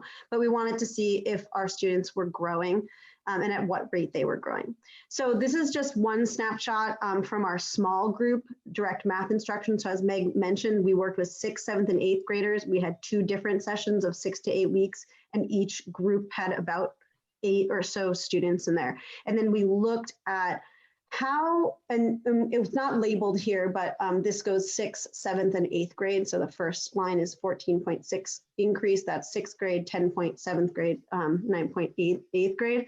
But then we looked at our small group, our students who were in the small group versus the whole. And what you can see overall is that our small group students we're actually making more of an increase because of that direct instruction. 61% of them had what's considered high growth. So this is looking at the STAR math data that we collect 4 times during the year. So this was from their fall, so I think it was October, and then just to January growth. And so we even had some students who moved from that not meeting to partially meeting standards, which is fantastic. So we saw really high growth from this group. And you can go to the next slide, Colleen. The other thing that we did is we gave a survey to our students when they finished the small group work with us, and we asked them about how it was helpful to them, how it worked. And you can see some of the quotes there that you can read yourself. A couple highlights that we pulled out was that 2/3 of the students said that the math group helped them understand math better and made them feel more confident in their math abilities. So that was just directly the students' recall, which we thought was really significant. Next slide. This is just some early data from our Reflex Math, so the online fluency program. And you can see that basically in both 4th and 5th grade, in 4th grade, the percentage change in fluency of the students was from 34 to 62%. So it's essentially doubled. So you can look a little bit at those statistics. Our hope is that by 5th grade, the end of 5th grade, most students aren't needing that fact fluency anymore. And we do have some students who don't need it anymore, but we certainly have enough that do. So Reflex, and we've only had it since February. So this is only about 6 to 8 weeks of data, and already it's making a big impact for our students. Next slide, please. So the other thing that we did is we did a survey of our teachers, and we asked them to make some observations about how these interventions, was there anything that they saw in terms of their students who received interventions, whether it was the after school or during school or the push-ins. And we wanted to highlight this survey, or this part of this survey, because a lot of times students grow in ways that can't be measured by traditional assessments. So for example, their increased confidence, their increased participation in class, their increased academic independence. So they might get started on something and not just sit there and kind of feel like they don't know how to do it.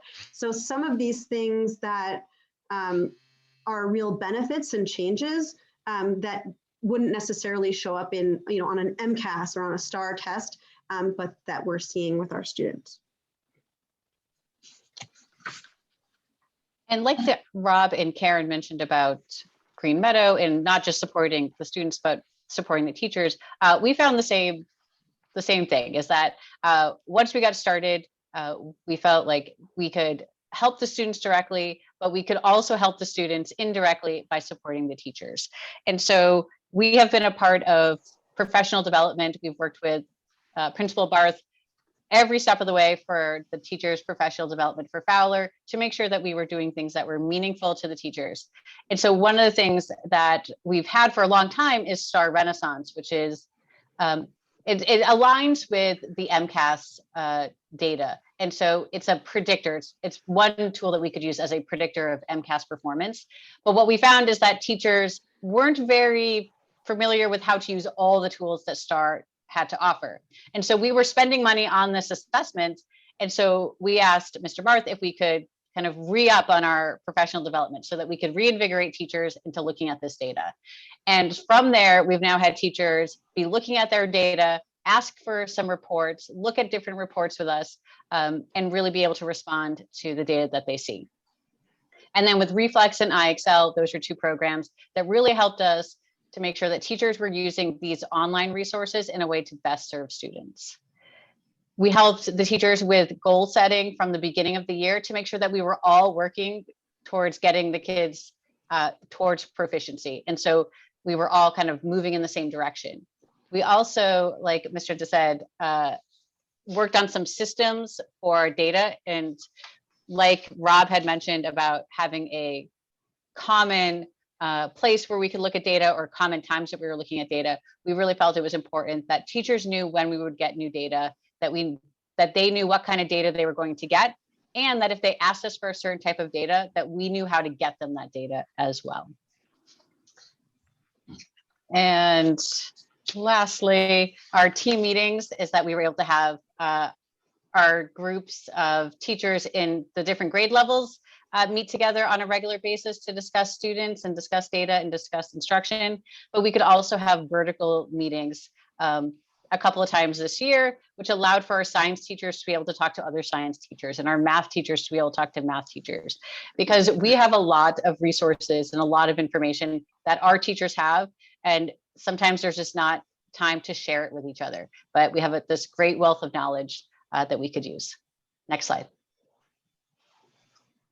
So some of the reflections from our teachers, we also had done an impact survey, and we just asked them about how they had interacted with us during the year so far, and what ways would they like us to help them in the future, and what did they appreciate. And 2/3 of our teachers report that they felt more comfortable with data, which is a big piece of it, is that we wanted to empower our teachers to be able to use data and make these decisions in real time, or be able to make these decisions when they need it. And the other 1/3 of teachers, I just want to point out, is they said that they were comfortable. The actual terminology was, I'm already awesome with data and I continue to be awesome with data. And so the other 1/3, it's not that they don't feel comfortable with data, but they were already some of our data all-stars. And so we've really enjoyed being able to work with teachers in a lot of different ways. And it was nice of us to hear that they benefited from working with us as well. So the last little bit is just a little bit about the work that lies ahead, and I won't go into every single thing, but we're going to continue working with students in both small groups and also large groups. We're looking at a schedule next year to not only be able to provide intervention, but also enrichment to students based on their need. And we're going to be able to incorporate the data culture further with daily CPTs and spending more time with that. And we'll obviously continue to support teachers as well. So we can certainly speak to any of these specific plans for next year, but that is it. Thank you for your time. We really appreciate getting to present our work for this year.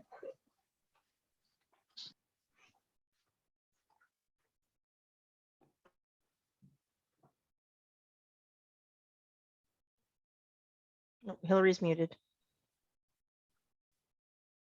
Where's Colleen? Colleen? Hi, I'm there you go. unmuted now. Okay. Thank you all. This was really exciting to hear about. We heard plans a year ago and then didn't really know what was happening in the meantime. So it's great to see how it's put into practice. We want to go around with questions. Yeah, I'll go. Yeah. Okay. First, thank you so much, because I love data, and I appreciate the thought and effort, because it can be very overwhelming very quick. There's so much data out there. And so having a team focus on how to systematically use that and inform decisions, it takes a lot of effort there. So I truly appreciate all that work. And then the highlights of how it's impacting culture.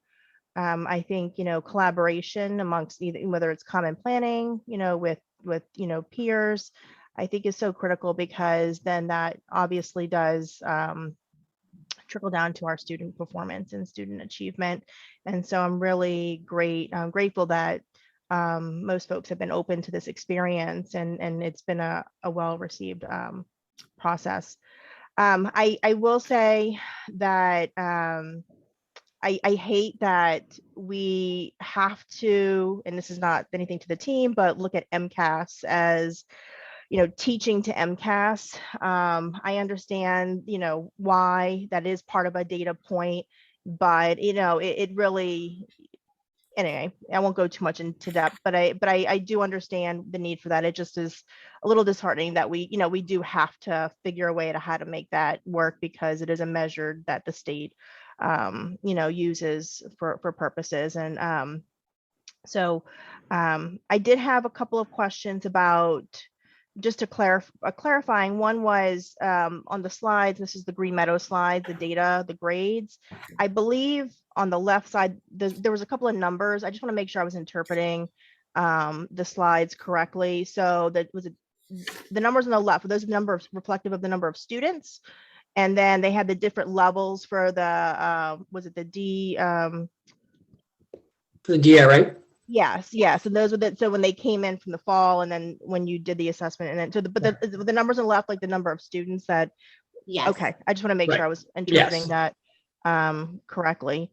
I love how it was highlighted about, this is really important, how the things that can't be measured in testing, increase confidence in the subject matter. That's totally, social emotional, kids, that's why they will kind of curl into their shell and they won't participate in class. So I love how that is being observed in classrooms and by teachers, participation, independence.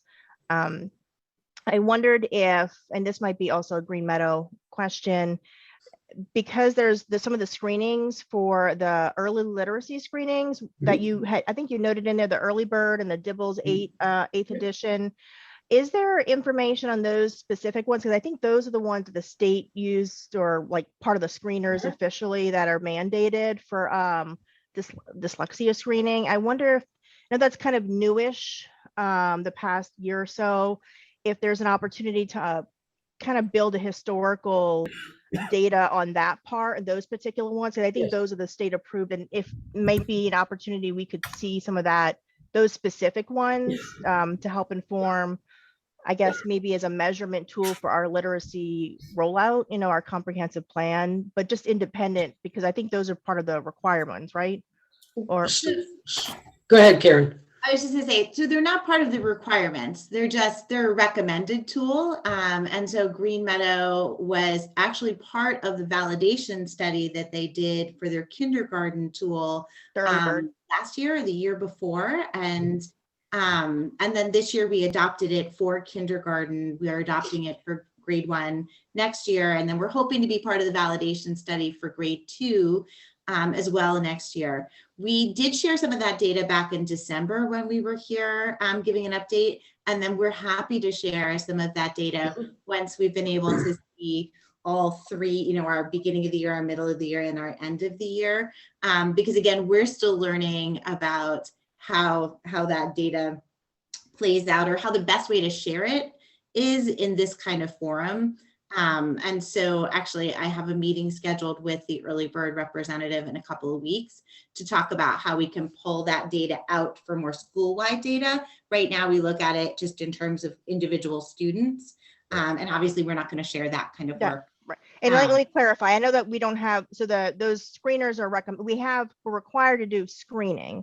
And so I think those were the ones that the district has adopted as the preferred of the recommended, the ones that we're using, correct? So I know we're required to do screening for the screening that we do for kindergarten. Actually, Rob can probably speak to that better than I can. Early Bird is early literacy skills tool. It's not required. And Dibbles 8 is not required in the same sense that I think the kindergarten screening tools are that you're referring to through the Department of Education. So the kindergarten screenings is an opportunity for the staff to just kind of have a real quick overview and understanding if there's any red lights that might be going on. And so many schools use a variety of different things with their OTPT, speech, and so on and so on. We decided a year ago, and Jeff was very involved in the idea of bringing Early Bird into our kindergarten. And you're right, Natasha, in the fact that we were looking for something that we could use in the kindergarten, because prior to coming, they didn't really have a set assessment. So Jeff helped bring that in. We got some initial type of understanding of it. And then this particular year, we really looked at it full implementation. It does do a great job for us. And we're so impressed by the early bird for kindergarten, we moved it on to the first grade areas also. And then the Dibbles 8, you are correct in the fact that that too is another assessment that is a recommendation, and we've moved on and brought Dibbles 8. So our assessments in general, I would say, are very comprehensive, which is exactly what we continually try to do, is look at all aspects of this. So I like the idea about the historical data as we move forward, as we go on, and we can create a type of database that will show us how we're doing. But they're our earliest learners. Kids are coming into us. So obviously that early bird is that initial, for all of our kids. So it's a great indicator for us. Thank to you. jump on. I agree. If there is, and if they're through your meetings, Karen, if you're able to find a way that we could get that macro level of seeing with those assessments by using the same one, if we're committed to them, on an annual basis, I think that's what would be really great to see, that progress. So we're not looking at what MCAS tells us, historically for our reading proficiency or whatever, that we have that data culture a little bit more Yes. regularly to do that measuring. Yes. I did have a question about the transition for the third grade to fourth grade, because it looked like that one was really, still had some significant, even from the, they haven't been, assessed in May, but maybe coming up. That might be. So I'm wondering, what is the plan for how to align that way with the MTSS teams for third grade into fourth from where they are? So actually the data for the third grade astoundingly looks pretty good. We are definitely in the right direction. So if you look at those where we were in the fall, and then now where we are in the winter, that red mark going towards means that our students are moving in the right direction, moving towards that 38. So more and more red lines will be onto the right-hand side, and they'll be minimal on the left-hand side. So we are definitely in that right direction. We have meetings. Mike and I talk. We will be beginning our meetings to go up to the fourth grade in June with the third grade teachers.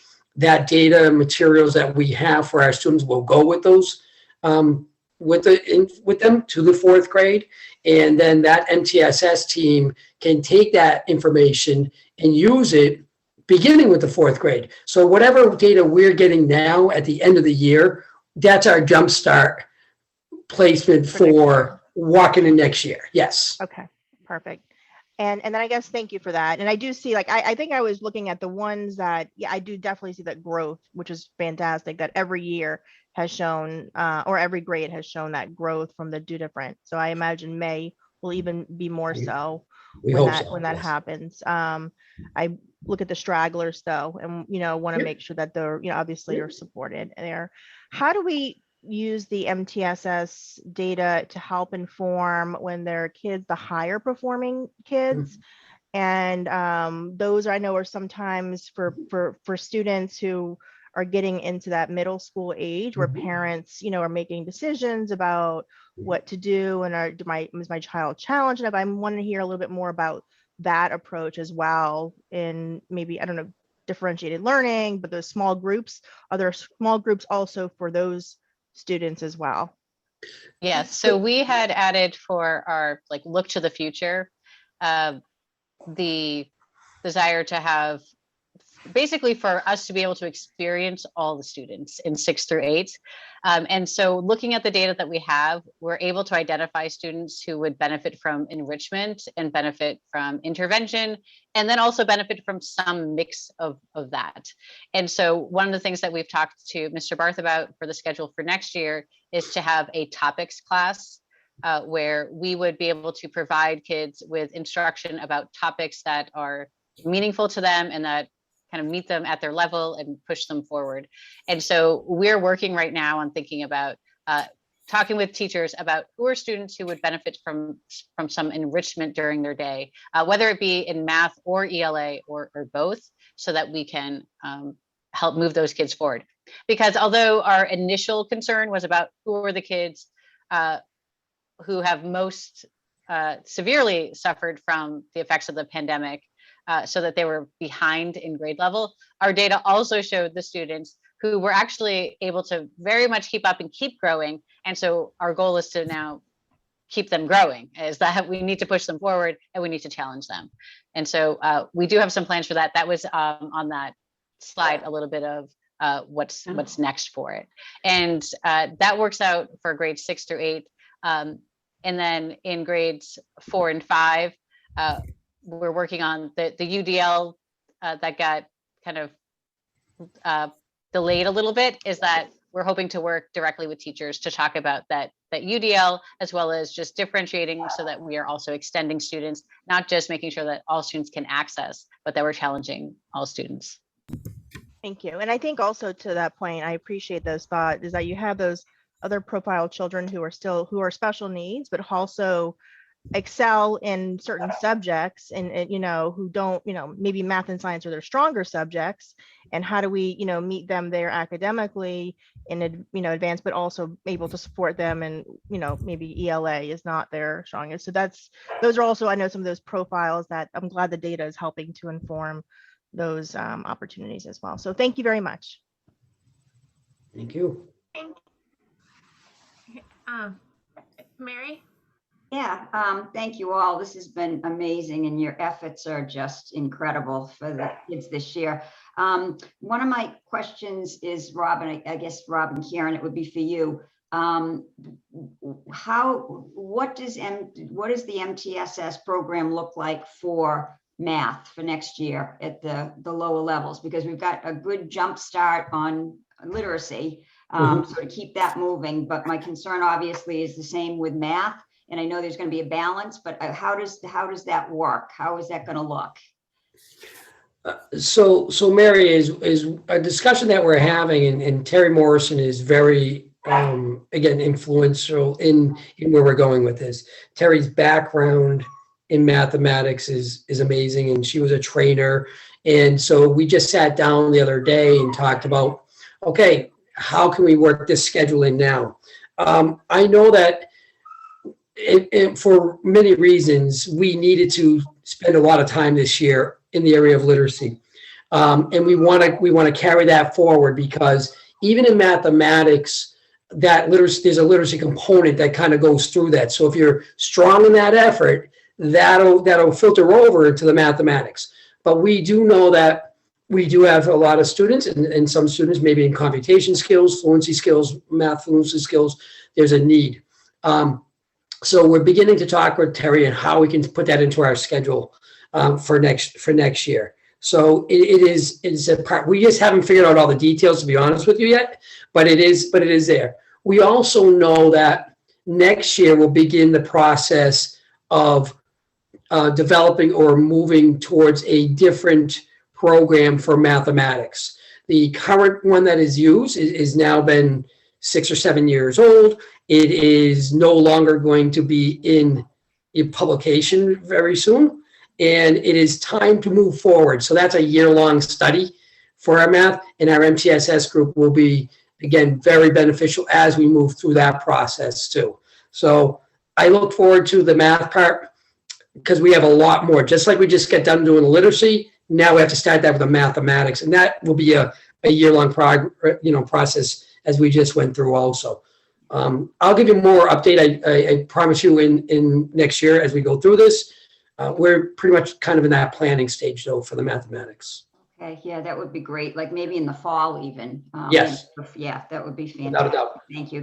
Can I just add to Rob that Terry Morrison has been meeting with grade level teams during Yes. common planning times. They've been looking at data from math curriculum unit assessments, from a program called Symphony Math that the Yes. kids work online.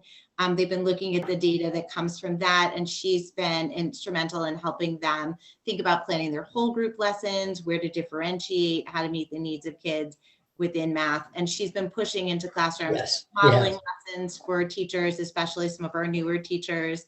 And the other day, I actually watched her teach a first grade math lesson collaboratively with the teacher in the room. So there is still good stuff happening in math, but Rob's right. Our focus really in terms of intervention work has been around literacy.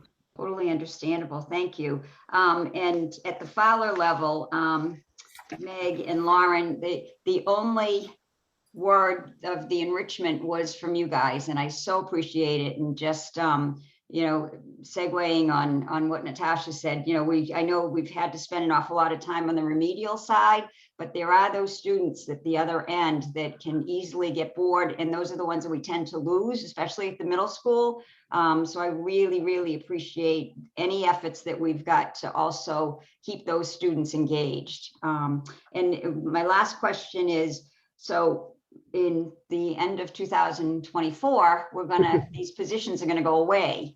What will we have learned, or how do we see because my hope has always been not just that it's remedial to catch the kids up, but to learn some real basics, that we're actually a much stronger school system for all of our kids coming through. So I'd like to hear from both of you, sort of your idea of, maybe it's too early to even say that, but I really want us to be stronger. So anything that you could lend on that. So I don't know if Mike is on there. Also, I'm assuming we're looking at this as a long-term kind of process. And I will say that this has been so beneficial that I can always see a need of some type of need for some type of support system within our schools. And very, very good schools have that opportunity, have that support systems where kids can go and teachers can do this.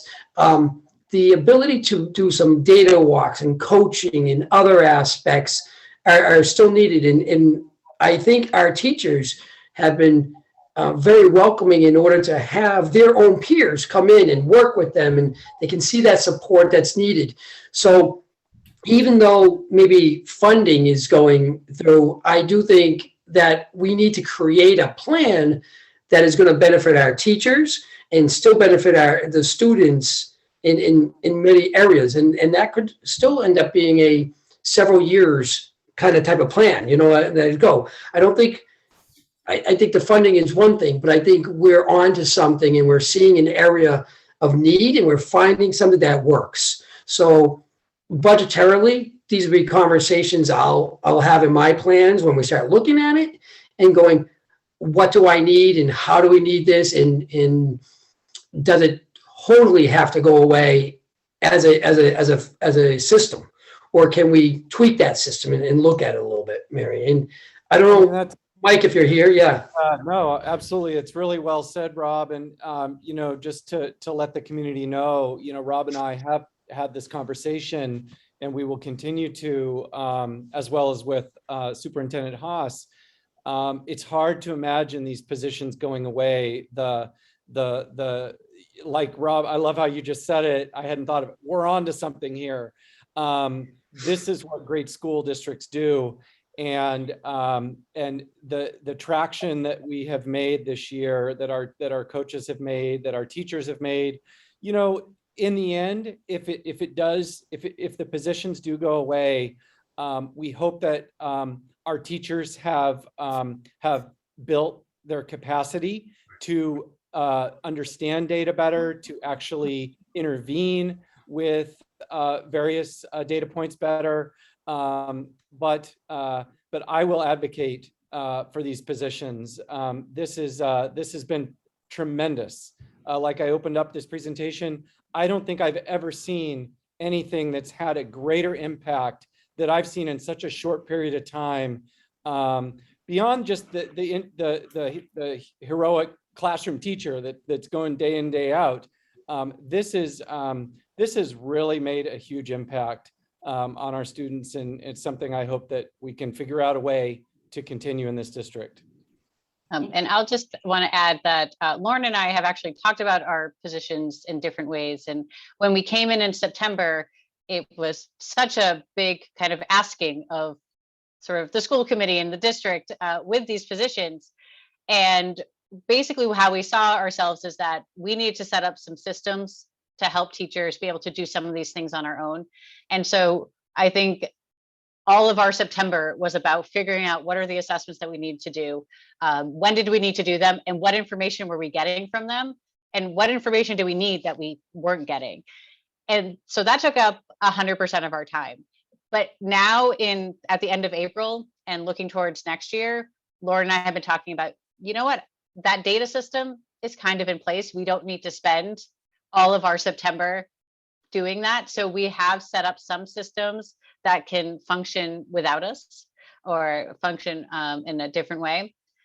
But the need for a regular education intervention is very obvious. And to be able to work with students and not have to think about, is there some sort of learning disability that they have that we need to focus on? But there are some students who just need an intervention for 6 to 8 weeks. And that if they don't need an IEP for that. That is just something that we needed to do. And Title I at Fowler, it's only part-time. We share Ellen Lewis with Green Meadow. So she's only able to service about 10 to 15 students over the entire course of the school year. And so we've been able to access a lot more of those kids from that regular education setting. So I echo what Rob and Mike have said about there is a need for something like this, but we certainly understand that having as many people as we do kind of working together may not be the future. And we do understand that, and we're working as hard as we can to empower our teachers to do some of this stuff on their own in the future. But I think that there will always be a need for our regular education students to be able to get a little bit of intervention when they need it.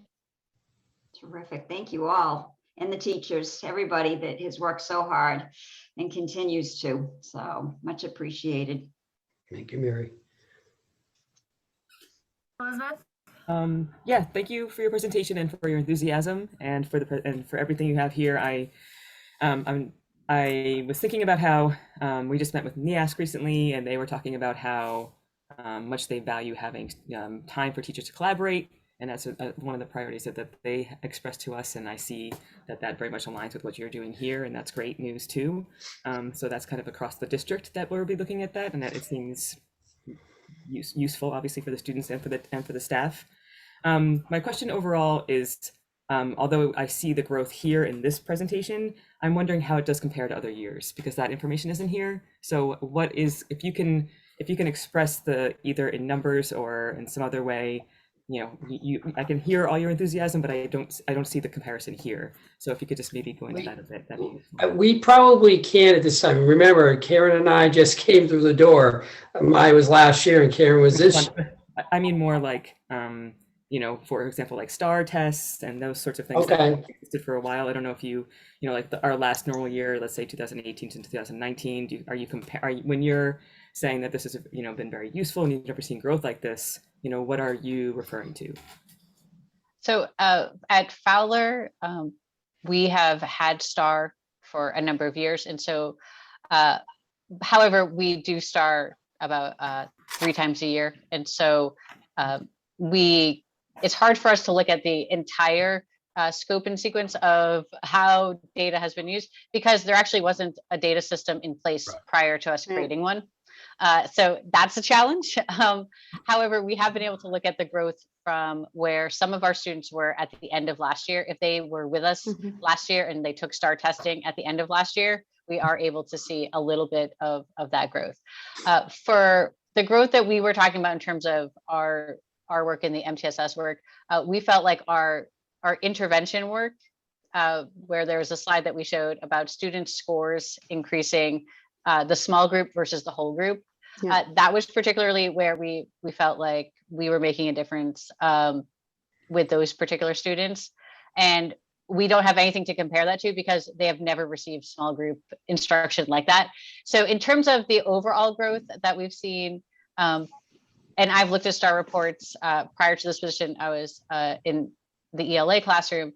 And in some cases, there's students who are making like similar growth. Right now, the kids are back in school, like they're making similar growth. One of the challenges, though, is that students were starting 2 grades below grade level to start with. And so that was one of the challenges. And we had maybe like 40% of students doing high growth, meaning growing a little bit faster than expected, just based on this is like that, like I said, informal data. And so when we were just talking about the impact of MTSS, though, it was that we had this new data point where we had students compared to their peers who were growing almost twice as many points. So I think that was looking the forward main at way. it. Yeah. Looking forward in another year where we now have this data system in place. We are actually going to be able to share that with you for next year's presentation. Absolutely.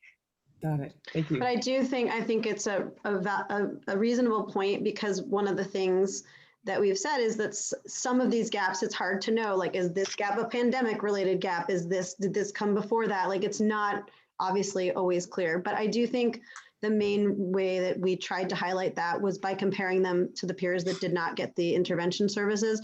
Because remember, the kids that got the intervention services are the kids who are at most risk.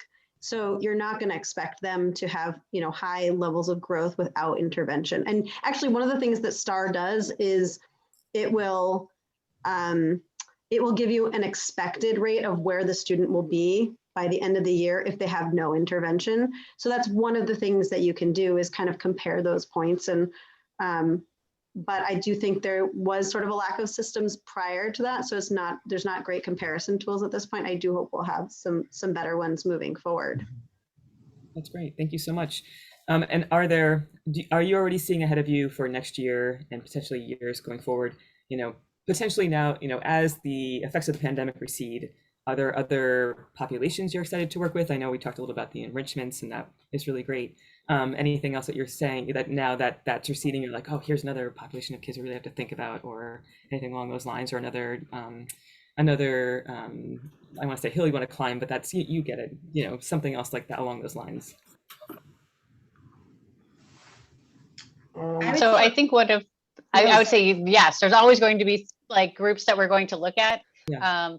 One of the things that we like about STAR is that it allows us to compare the students to their peers and just how are they doing compared to their peers. And so there's always going to be students when we look at them that we're saying like, they're not making the same growth as their peers, and let's figure out why and figure out how we can help. So I think that we're always going to see some group that we want to target instruction for. And I couldn't name that group for you, but I could say that there will always be some kids who we want to say, they're not quite doing the same thing as their peers. How can we help them there? Got it. I wanted to say the same thing, that any student at Fowler and Green Meadow will benefit from the work of MTSS. It's not that they're just targeting certain groups of students. It's based on how students are doing and then being identified as needing some support or some enrichment or whatnot, and getting that help. So it's a moving, the groups are dynamic, I guess is what I'm trying to say there. Yeah, I got it. I am curious about, just because we were at the DEI meeting earlier today, we were talking about L students a little bit. And I'm wondering if you're thinking about, if you're also thinking about those students as you're, as that population grows, I should say. Yeah, we see our multilingual students now within our systems, whether it be MTSS or Title I or our pullout program from there anyway. So they are receiving these resources anyways. So they're already part of the larger group that we're seeing. And but I would agree with you is that as our percentages rise for multilingual, that we need to take special care in understanding the other resources that are going to be necessary in order to work with them. So, but they're all part of our group. It's not a, like, much like what's going on at Fowler, this is not a singleton type of group. Everybody's been affected. Sure. And everybody is available for work with our groups. Yeah, great. Well, thank you again. Appreciate it. Mara? I wanted to just thank everybody for all their hard work. It sounds, it's really amazing to see the progress that you guys have made over the last few months, or since the beginning of the year, but certainly since the change from, I think it was like October to February. I think you said that there is some more testing in May. Yes. So I'm wondering, like, when we'll be able to see those results, whether or not that's something we could see in June, or if we have to wait until the fall. We could have something. I'll talk to superintendent, but will be done in May, and we'll look at that information, and if I'm sure we can do a updated, slide so you understand where we've gone to and where we finished our year. That's what we're very much interested in, Mara. We're interested in where we are, at the end of the year, and then where we will begin next year. So so that sets our goals, for next year, at the end for this year. So we will have it at Green Meadow to be able to do some follow-up if you need. Sure. Great. Thank you. I don't have anything more. Thanks very much. I was just going to add to that from the Fowler perspective for the data. We also have our MCAS results that we're going to start getting at the end of the summer. And so our May data will be interesting compared to our MCAS results as well. And so that's a data point that we're looking at, or we're looking forward to looking at. Right. It's always interesting to see that end of year data and then compare it to the beginning of year data, because it's not always the same. There's summer regression, especially as students are younger.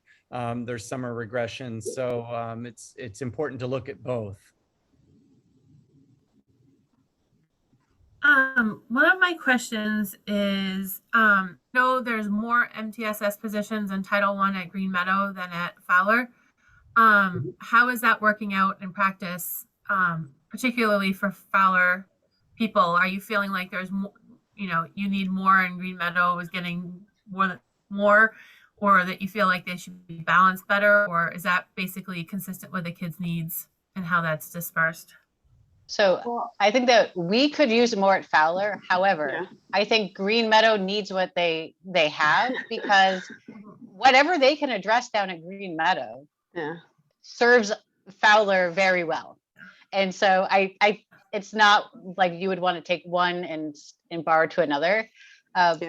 Because there are just two of us, there are a couple of things where we had to kind of prioritize what we were going to work on with individual students versus what we were going to do as a whole group.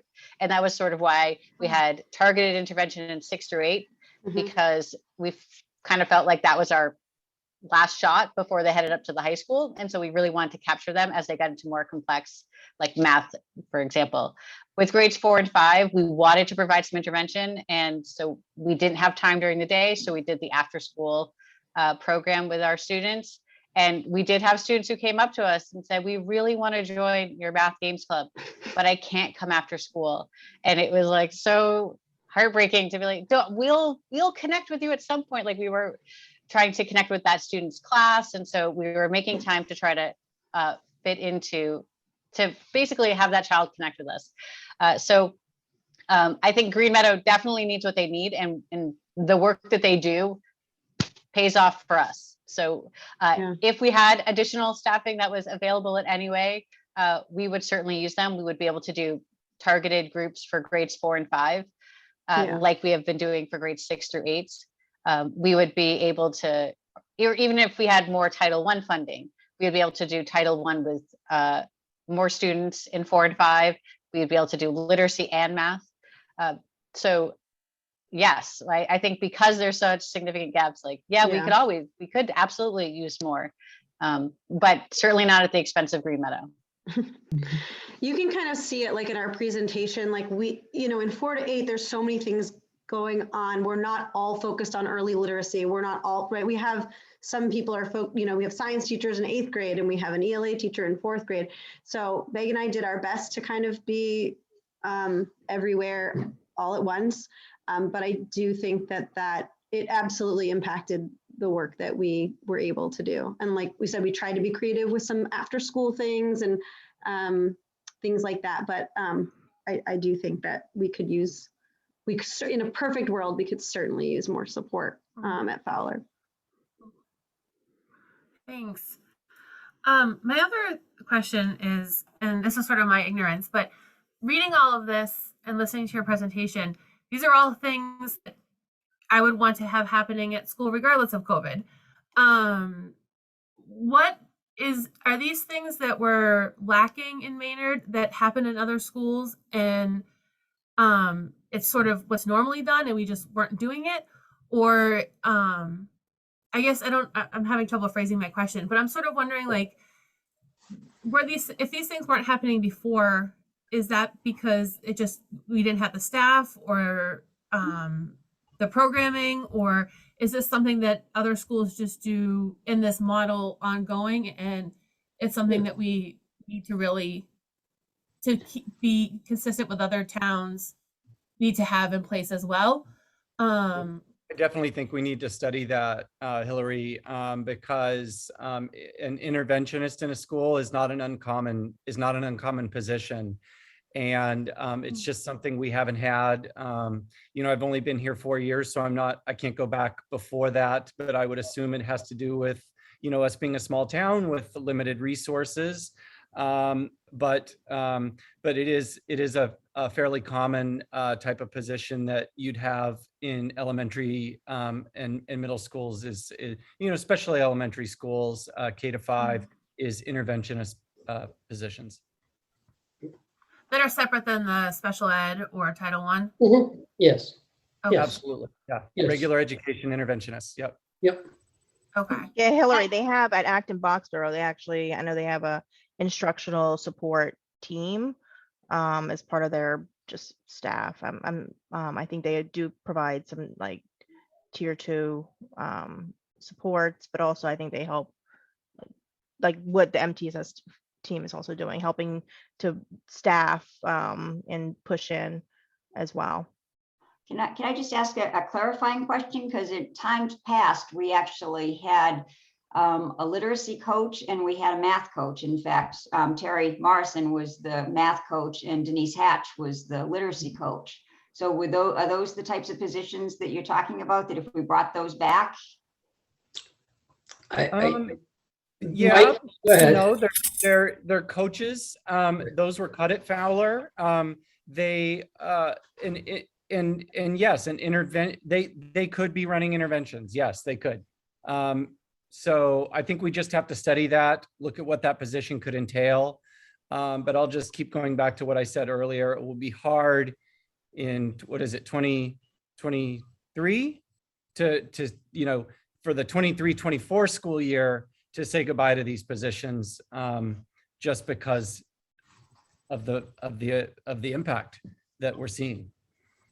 I mean, the world is data informed. Everything's data informed now. I mean, so I think that is the new thing. So I think when you have the data, you do have people, you have analysts. I mean, that's in private sector. You have analysts to review it, helps inform educational types of interventions. I love the conversation about how it helps inform our professional development. I think that part is also, I don't want to lose sight of that because it feels more meaningful to what you're using the students' needs. So I think that's really critical to highlight, is that there's always going to be the data is not going to go away in 2 years.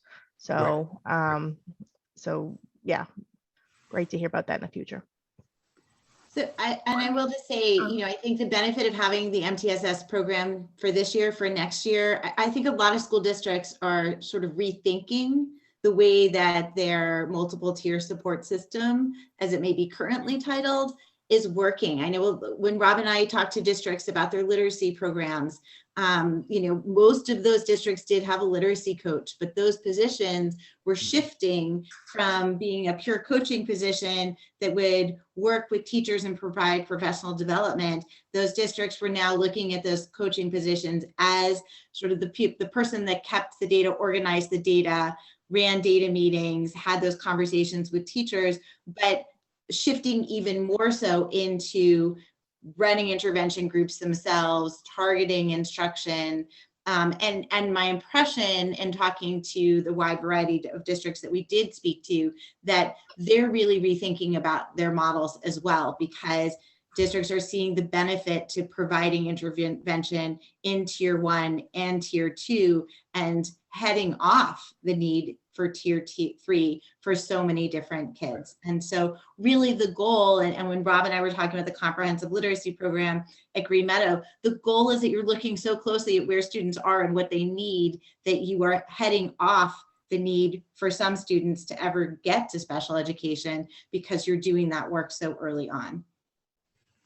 And so the having MTSS for another year and maybe a year beyond that gives Maynard as a district the opportunity to see what current practices are coming out of what people have really learned from pandemic teaching and how to best address the needs of students coming out of these years of disruption. I always feel like everything's really wooden in here, but I do want to say thank you. I hope it's coming through that it's like, thank you so much, especially Lauren and Meg. It's very clear that you're working very hard to make sure that kids are not falling through cracks. And so thank you so much for all the things that are happening along those lines. It is clear, it's coming through here, but I don't know, because this is so flat, that you can tell how appreciative we are. So thank you. We appreciate it. Thank you. Thank you. My last question is sort of more about the ESSER update that we're going to have later. But in the course of doing this work, are you thinking at all like, I really wish that with this ESSER money, we were doing this, or I really wish we were doing that hasn't been brought up or discussed, that this work is highlighting that maybe there's other areas that are lagging? No, I mean, personally, I think that the funding for the ESSER money has been marvelous, right? In what we've been able to accomplish. I'm very appreciative in the fact that as a holistic kind of situation, that we looked at all the different gaps that were there and use that ESSER money wisely for this. I think that Brian continues to inform us and help us and have conversations about where we're going with our plans. And we sit down as a administrative team, and then we sit down as a staff, and we have those kind of conversations. And so when we do have funding, Brian's very open about being able to say is we have this ability and opportunities in order to do this, in order to educate and move kids forward. So I'm delighted in where we're going with it. I appreciate it very much. And again, honestly, Hillary, for doing this for a very long time, we are extremely lucky in it has benefited us. So I very much appreciative. I personally would not say it needs to be spent any other way. Because we're always informed on how it's being used. So. For Lauren and Meg, are you seeing anything, or are you hearing from teachers, someone saying, I really wish we could spend some of that money to do something? Well, one of the things that came up was actually the Reflex Math. We were hearing from teachers, we don't have a fluency program in grades 4 and 5. The kids are coming in after the years of the pandemic, and they don't have their fact fluency. And so we worked together with Mike and Brian, and we were able, I believe it was ESSER funding that funded that Reflex Math. So we saw needs, or even like our after school program, we were able to pay teachers to help teach the kids after school. So we saw needs as they came up through the year, and we went to, through Mike, we went to Brian, and he was very responsive. These are gaps that are created by the pandemic. We can, use some of the funding to do that. So I feel that it was very responsive to the needs that we were identifying. Yeah, there's That's another great. That's really guy awesome to hear. I was just gonna say, there's another person I want to acknowledge there too, who is Wayne White, because Wayne, I feel like, is very educationally minded and just sees that it's a human position, not just numbers, and has done a great job at looking at things, looking at ways to help find funding to support us. Very true. Good job, Mike. Thank you, Wayne.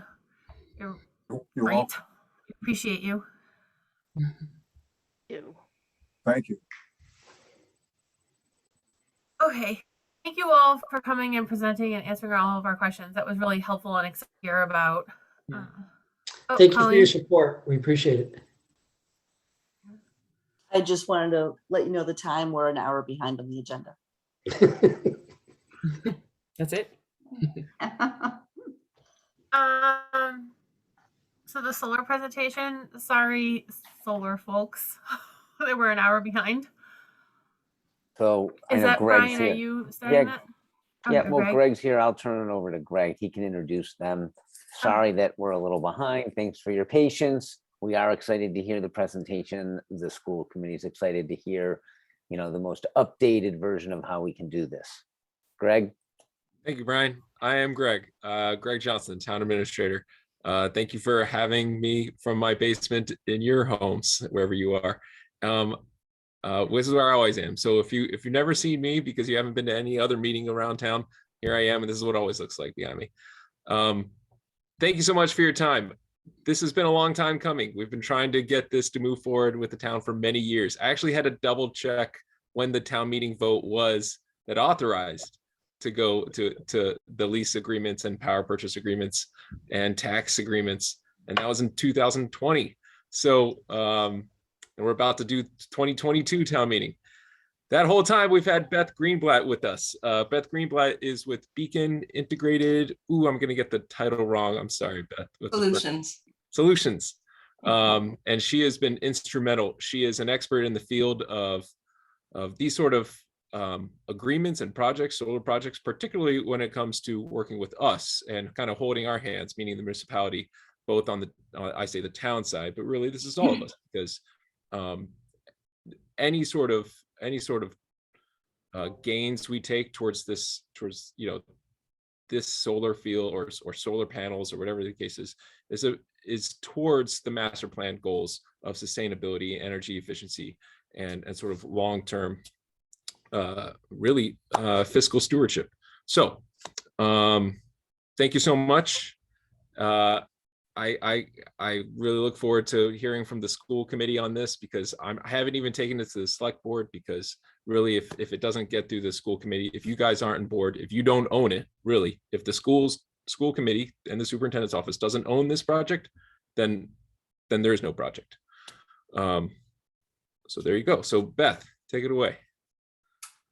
Thank you, Greg, and thank you all for having me tonight. We did put together a short presentation.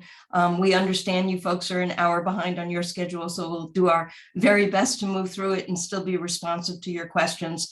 Many of you, Greg, do you want to share the presentation? Do you want me to? I didn't know. I don't know how it works for the school committee. I'm new here, so to speak. Colleen, you probably have. I don't have the actual presentation. I have the PDF, but if someone had it and wanted to share it, you're more than welcome to. How's that? Can everybody see this? Yes. All right, there you go. I wasn't at the beginning. Most of you, I believe, know me. Beth Greenblatt from Beacon Integrated Solutions. It's my firm. Just a quick introduction. Massachusetts-based woman-owned business, focusing and supporting our clients with respect to comprehensive services from traditional procurement, renewable generation, energy efficiency, and energy management. I thought I'd spend just a few seconds talking about where we've been and where we're proposing that the school committee consider going on a going forward basis. As many of you know, and Greg just said, in mid-May, the town issued a comprehensive request for proposals to lease various parcels of land for the exclusive development of solar photovoltaic installations contracted under a lease and a power purchase agreement. The end of July, the town received 5 comprehensive proposals, and after significant due diligence and follow-on discovery represented by a team of town and school members. I see Mauro's here, and it's a pleasure to see you again, Mauro, who was very actively involved in that process. Maynard selected a firm to design, build, own, and operate a portfolio of solar projects, generally at the 3 school locations on campus. We spent a lot of time talking with folks, and because of all of the other exciting activities going on within the schools, the project was later reimagined.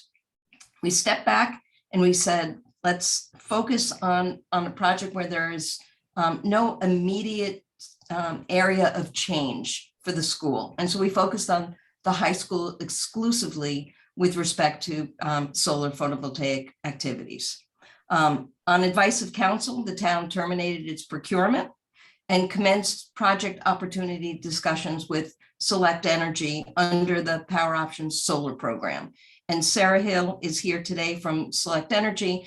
In a few minutes, after we go through a few slides, Sarah will introduce her company, the program, and provide some details of the project that we're putting before you for your consideration. At this point, Select is proposing to construct roughly a 700 kW DC solar array, which is expected to generate about 752,000 kilowatt hours annually. This solar array would be installed on the roof of the high school in appropriate areas and several carport installations. Okay, that didn't do it. Solar generation different from the last project, which for lack of a better term, we were proposing to plug the solar array into the grid. This particular project, we're actually proposing to plug it directly into the building and literally spin the building's electric meter backwards. The financial benefits from the project will accrue directly to the high school in 2 ways. Solar will be used directly by the high school. Again, it will be spinning that meter backwards, and therefore the school will purchase less electricity from the grid and have less electricity delivered by Eversource. And so there'll be an immediate avoided cost. Any excess solar electricity will be delivered directly to Eversource, and the value of that will be applied as a financial credit on the high school electric bill or on Fowler's electric bill, whatever the school committee deemed appropriate. You have that flexibility.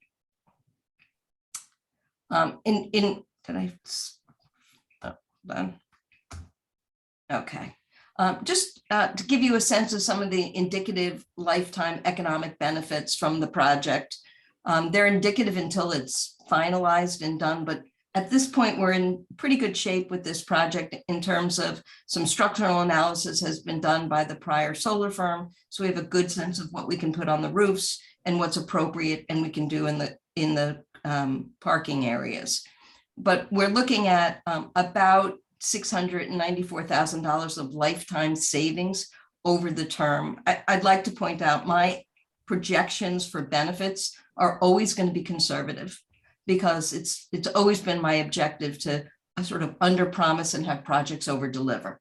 So to the extent the energy markets remain as volatile as they are now, or the energy markets continue to escalate, the economic benefits get better.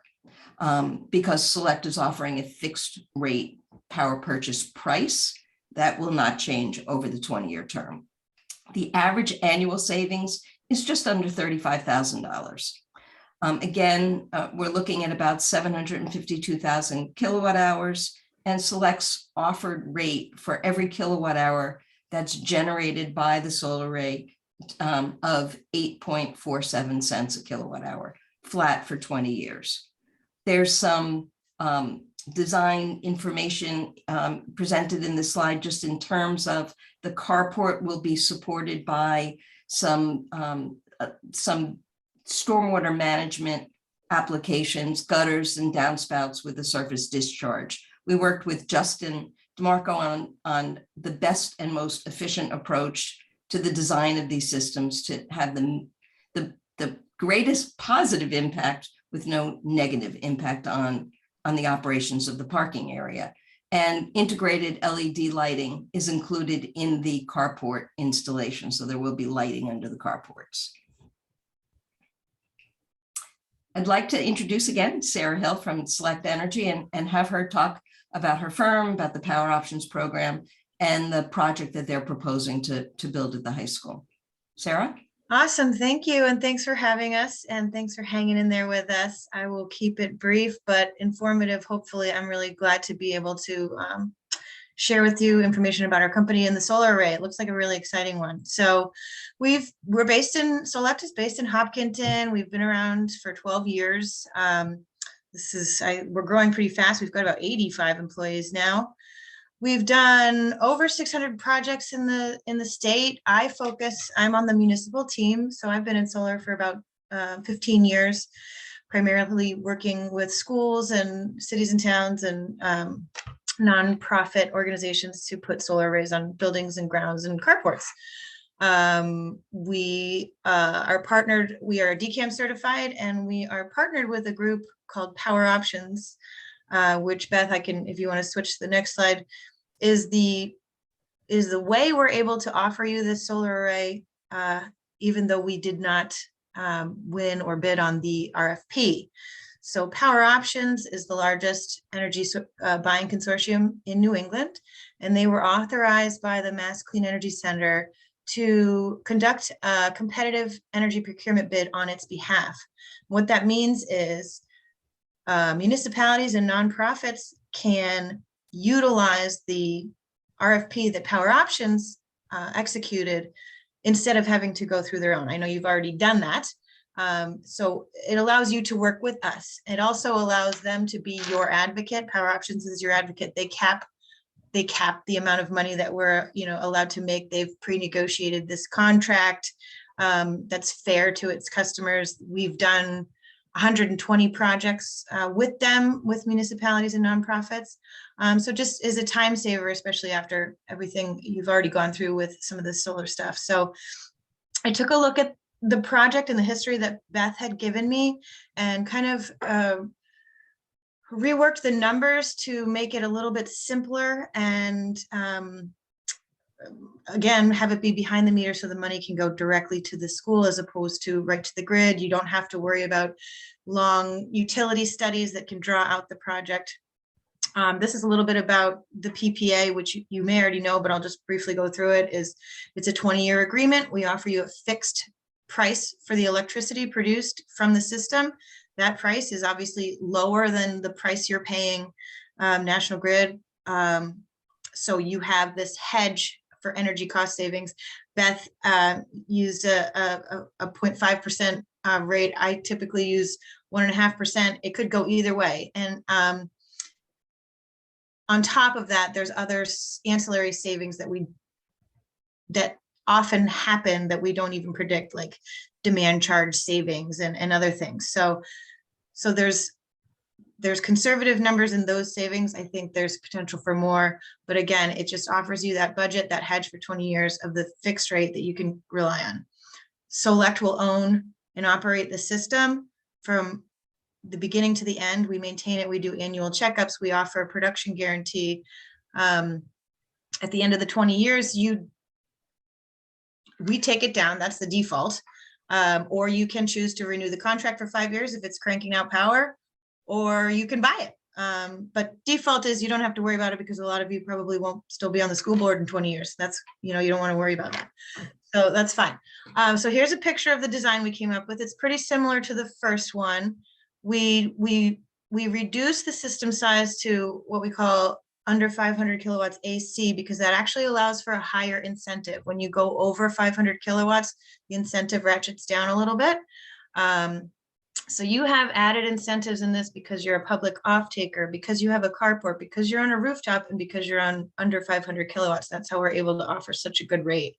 So it's a really sweet system. So there's the rooftop, I think is just familiar, and then we can go look at the carport. I want to add, in addition to this, if you want to take a look at any of our other arrays, we've done a ton of Marlboro Public Schools, Algonquin High School in Northborough, Minuteman Tech we've worked on with Beth. I don't think that's built yet, but anyway, we have plenty of references and we offer educational programs. We can do Clean Energy Day with, coordinate with a series of activities and presentations. We've done that with Fitchburg. We have renewable energy workshops for classrooms and things like that. So we can certainly add an educational component to this, to the school. We've done that before. There's always the option, and you put an LED screen out for what the system's producing and how many cars that takes off the road and how many houses that could power, etc. So that's a sort of a fun component to this array. And so here's going back to the carport. This is what it would look like. We moved. There was one in another area, but we decided this would be the most effective place to put the carports. So these are 12 feet off the ground on the low side, 15 feet on the high side. They offer snow cover in the winter, shade in the summer, and added benefits of we can paint it school colors if you want. I mean, they're kind of fun. If you want to make a statement, they're definitely a statement piece. So I don't know what we have next on this next slide. Actually, I wanted to go back to a slide that I think I inadvertently blew past. Okay. So if I may, I'm a firm believer that solar or on-site renewable generation makes sense if 3 objectives are achieved. If there's educational benefits, environmental benefits, and economic benefits. And not all 3 of those benefits need to be equal. That's a business decision, an objective of the entity that's considering renewable generation. From an educational perspective, in addition to what Sarah just described that they provide to their clients, there will also be a URL link to a data monitoring system, which will allow you to put the link up on smart boards, put it on the school's website, create a QR code and have a student snap it and get to the data acquisition system and see what the system is producing in near real time. It's a really powerful educational piece. It also provides associated environmental attribute information.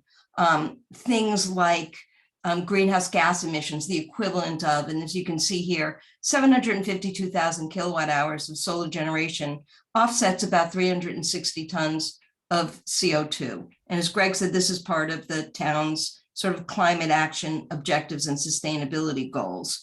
That's equivalent to taking about 70 vehicles off the road, or CO2 emission reductions of little over 36,000 gallons of gasoline consumed, or my favorite statistic, almost 40 million smartphones charged. That one for me. Tends to resonate with the population that's going to be seeing these types of assets. So, from an educational perspective, there's really robust opportunities to really draw in the students, not only with the data that they will see, but also with workshops and seminars for various stakeholders as appropriate and as determined. The environmental attributes, really help take the town down the path where it's hoping to go long-term as we meet the state's climate objectives of being carbon neutral by 2050. This is one step toward that path. And then again, the economic benefits, while they're decent benefits that really are providing energy savings and truly are a hedge against future volatile energy pricing. So with that, Sarah and I are happy to answer any questions that you may have. So I was wondering 2 things. One, this may be a Greg question, but what are we looking at for a timeline? Good question. Actually, I'm going to look towards Beth. Because I'm not exactly sure at this stage what the, let's hypothetically, let's say the school committee's on board. That's the point of this meeting, is to try to get that level of endorsement, or at least have some questions asked and try to come back to the school committee if necessary. But hypothetically, let's say green light. What is the next step, Beth, or Sarah, or whoever? Like because I'm not familiar. This is obviously the first time the town's done it. So what is the next step? Let me Well, let me just suggest a few things. First of all, there's a bunch of entitlement activities that need to happen before this project, before equipment can be ordered and construction can start. So assuming the school committee is supportive of this, as Greg mentioned before, all of the town approval requirements have been taken care of in the past. The school committee, again, as Greg said, this is your project. So if the school committee supports this project, the next step would be to move forward in engaging in a contract with Select, and then energizing, if you will, the interconnection process with Eversource. That's been put on hold while we were going through this reimagining of the project. Some of the other entitlement activities have already occurred. There will be some engineering work that needs to happen, some geotechnical work in the parking areas and those kinds of activities. But I would suggest that if the school committee was favorable for this project, and contract negotiations, resulted in a contract being executed within, say, the next month or so, Select would pursue the due diligence necessary to have a final design, have all the permits in hand, have all of the utility data done, and the utility interconnection process completed, and then be able to order equipment and hopefully, get this project started this year. I know Select is looking, in their financial models, they're assuming certain sets of incentives that allow them to offer you this lower price, federal tax incentives. We want to make sure that those don't decline because of the nature of these incentives. So timing is important to keep the project moving forward.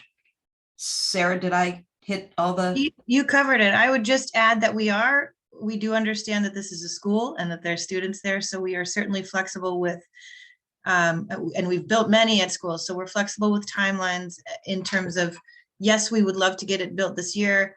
If we have contracts in place, at least we can apply for incentives. If we have to wait till like a Christmas break or a summer of 2023, we can do that. It's open for discussion, but it's like Beth said, mostly the paperwork that we need to get everything solidified so that we could deploy, buying the materials and things like that.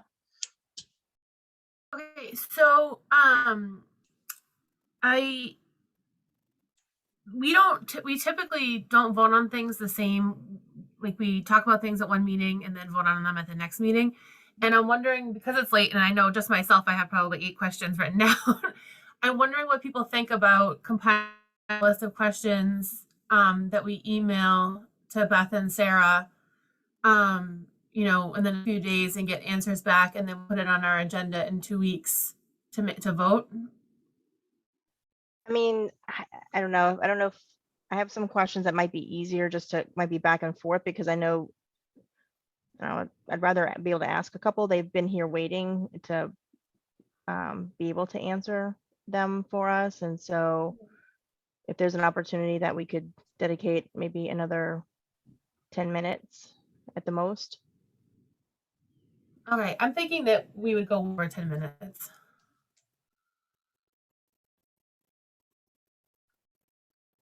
What's everyone else thinking? I'd like to be able to ask some questions, just not too deep, like numbers, but maybe the deeper numbers more clarifying. Sure. Okay. I think if we did both, if we did ask more high level questions and then emailed. Because I'm sure we're gonna have more, like we're processing. It's first time we're hearing. I know I'm sure I'll have more, but okay.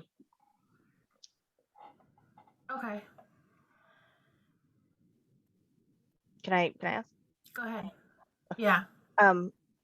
So is that the Beth, just in relation to what was discussed previously about the different blocks, has there been anything in those incentive blocks that have changed where we were before, where I guess we're trying to secure some commitment versus where we are now? Has there been a lot of change at the state level? So the SMART program has been expanded, which is good news. It doesn't immediately have an impact on this project because there was plenty of capacity behind Eversource East. What has changed when we first applied for the portfolio projects, we actually received certification in Smart Block 5 for that more expansive front of the meter plug into the grid project.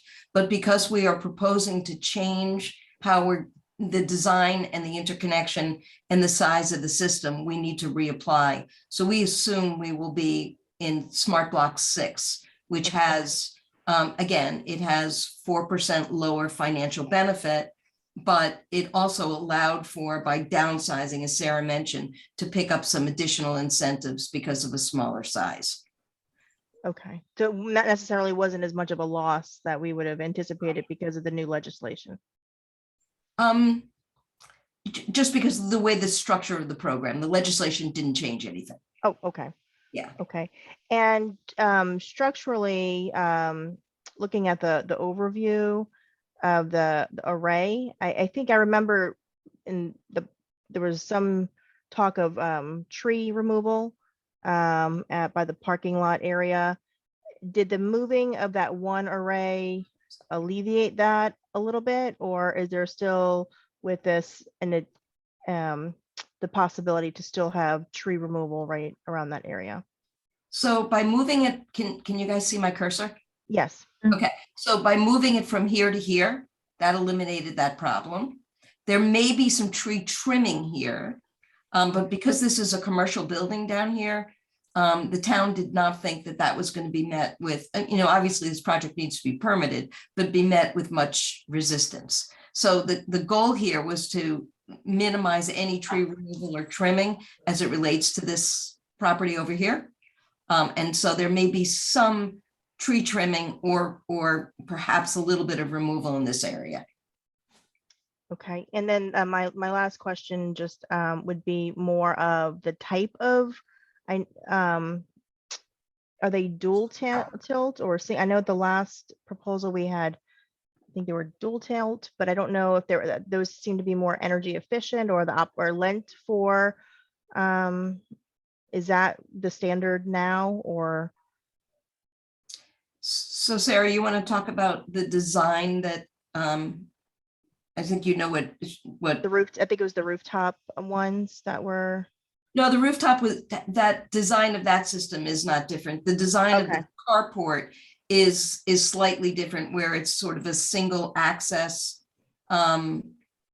tilt design. The one that, and Sarah, you're I'm sure familiar with SunPower's carport, has a slightly different tilt to the design.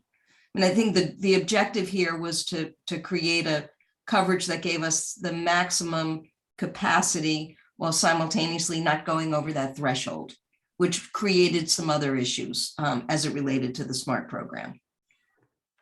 Yeah, you're absolutely right. This is the picture you see here is kind of the profile. It's just a single T-shape tilt, if you will. And it is, there is slightly more efficiency because they're all facing the same direction, but we can get you more data on that if you'd like. I can get you that. Then I guess my last thing would be just wondering about Greg, and this might be just for follow-up later. With the article that had already passed procedurally at town meeting 2 years ago, is that something that would need to be amended because it was based on a different process? There was something about care, custody, and all these other aspects that I remember were voted at town meeting. So I just maybe a follow-up understanding of from. Yeah, I'll double check with council, but I just reread the article, right, because I had plenty of time to do so. Then and I think we're still covered because it was pretty comprehensive. That was the point. I mean, we're talking about a difference in scale. So this is much smaller. And so my belief is that we should still be covered, but I'll get that clarified. And the structure of the contractual relationship is the same. You're still going to enter into a lease agreement for this area that they're putting their property on, and a power purchase agreement, which is exactly what we were looking to do under the prior arrangement. So I would think, but again, I didn't know how. I guess it might be the difference between the behind the meter and in front of the meter, how that because the monies are, or I guess the credits are going to the school versus it was a different allocation approach before. So I guess maybe getting clarification on how that would be. I think different. since it's still a power purchase agreement, that shouldn't matter. I'll leave it to Greg to clarify, but it just is, it only changes how you apply for the interconnection, and we can easily just do a new application to change that, and it shouldn't change anything. Right. And Natasha, if you recall, under the prior arrangement, there were different buckets of revenue sources. And under this reimagining of this project, it was the town's objective to really, again, this is a school department project, and to bring the benefits back to the school department completely. So the dollars, the kilowatt hours are going to go directly into the buildings, spin the meter backwards, absorb that sun generated electricity into the building. And if there's any exported generation, any net metering that goes back to the utility, a determination will be made by the school if you want it to go all back to the high school, or if you want the financial credit, or Fowler or Green Meadow. Thank you very much for all the work to reimagine this and hearing that feedback. So I appreciate it. Thank you. Ask a couple of questions, Hillary, if that's okay. Yeah. So Beth, when this project first started, this was what we were doing, and then it escalated into a whole big different project because we were told at the time that the company that was doing the quote that this wasn't a big enough project for anybody to do. So how did that change? Because now we're back to where we started, which we could have already had them up on the building by now. So it's my understanding, when I was actually invited in to help support the school department by Michelle at the time, when she was there, that there was a quotation that was offered to the school to look at a high school project. It was decided between a committee was put together, and it was decided to see if there was an opportunity to help meet the town's broader goals, and to look to see if there was a bigger opportunity to sort of integrate more solar development into the project. But given all of the discussions, which I know the town took to heart, there was, significant concern as all of the activities going on with Green Meadow and any impact that it might have on Fowler. It seemed to make sense to sort of take one bite at the apple at a time and integrate solar in the most robust way we can into the high school, allowing for, any structural considerations, and then look to, in the future, as new buildings are designed and built, looking at or new roofs are replaced on town buildings. That was one of the issues, that the town buildings didn't have sufficiently aged roofs to put solar development on it, that there would be more integration of solar going forward. Okay, all right, thank you. And just two other quick ones. And I guess, Sarah, this is probably for you. How long does the actual construction take from beginning to end? Are we looking at 5 weeks or that kind of thing? So the actual boots on the ground is about 6 to 8, I think. Okay, all right, that's great to know. And I'm talking residential, so it may not have to do with this, but I'm told that as these panels have a life, that they become less and less efficient over the years. Mm-hmm. Yep, that's true. There's an annual degradation of 0.5% of the production, and that is built into our model on your savings analysis. Great, excellent, thank you. Mm-hmm. I can email my questions. So Elizabeth? Oh, Elizabeth's from you.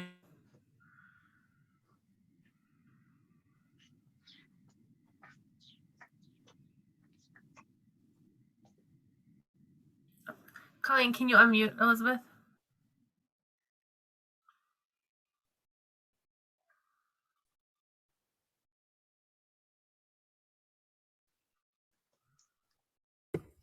Thanks. I just wanted to say I'll also email. Thanks. didn't know how to say. I couldn't sign it. I didn't know how to make motions that would make it look.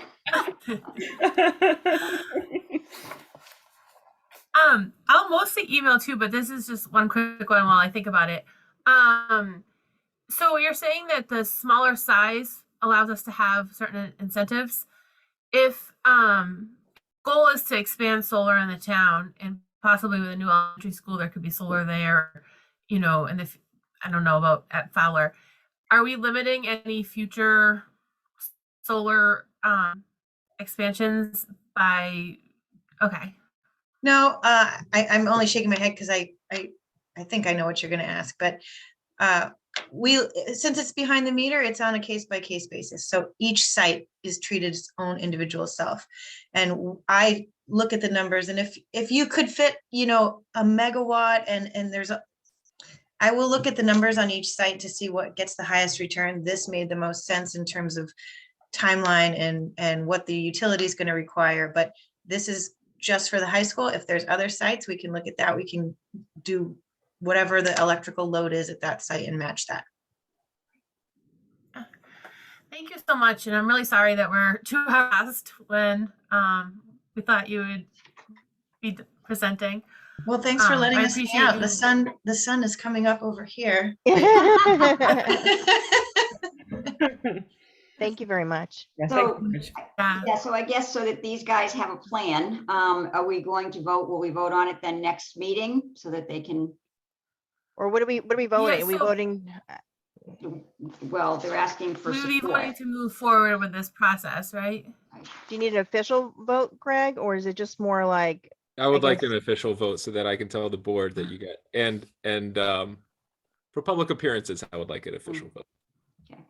So how about if everybody writes up their questions by Sunday, and then I'll compile them and send them to maybe Brian and Greg to get to Beth and Sarah, to Greg. And then, you know, if we get answers by like Friday next week, we could have the weekend to review them, get ready for the meeting 2 weeks from today, and then plan to probably vote 2 weeks from today. Does that sound good? If you need Sarah and I to come back to your next meeting, we're certainly happy to Zoom in. Okay, thank you. Thank you for all the time you spent working with us. I know we've been difficult over the last 2 years. Well, there's a lot going on. There's a lot going on. So thank you for the opportunity tonight, and we're happy to answer whatever questions you have. Yeah, thanks very much. Appreciated. I just want to say that I'm super excited that we're bringing this back. Me too. Yeah. We really did a whole lot of work. You know, whenever that was, however million of years of that ago. Well, we'll try to make it as smooth as possible from here on out. Thank you. Yeah. Okay, Brian, superintendent's report and ESSER update. Yes. Good night. Yep, you Yeah, guys thank are you done. guys. You don't Bye, have- Greg. Colleen will turn on that 3-page presentation, I think. Maybe she will. Well, actually, I don't see her on my screen. There she is.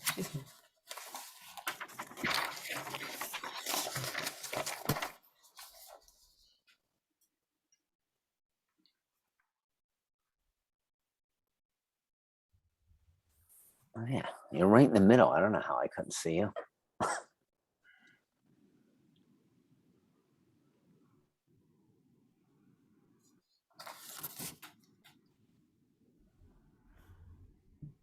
You can get a cup of coffee while she sets it up.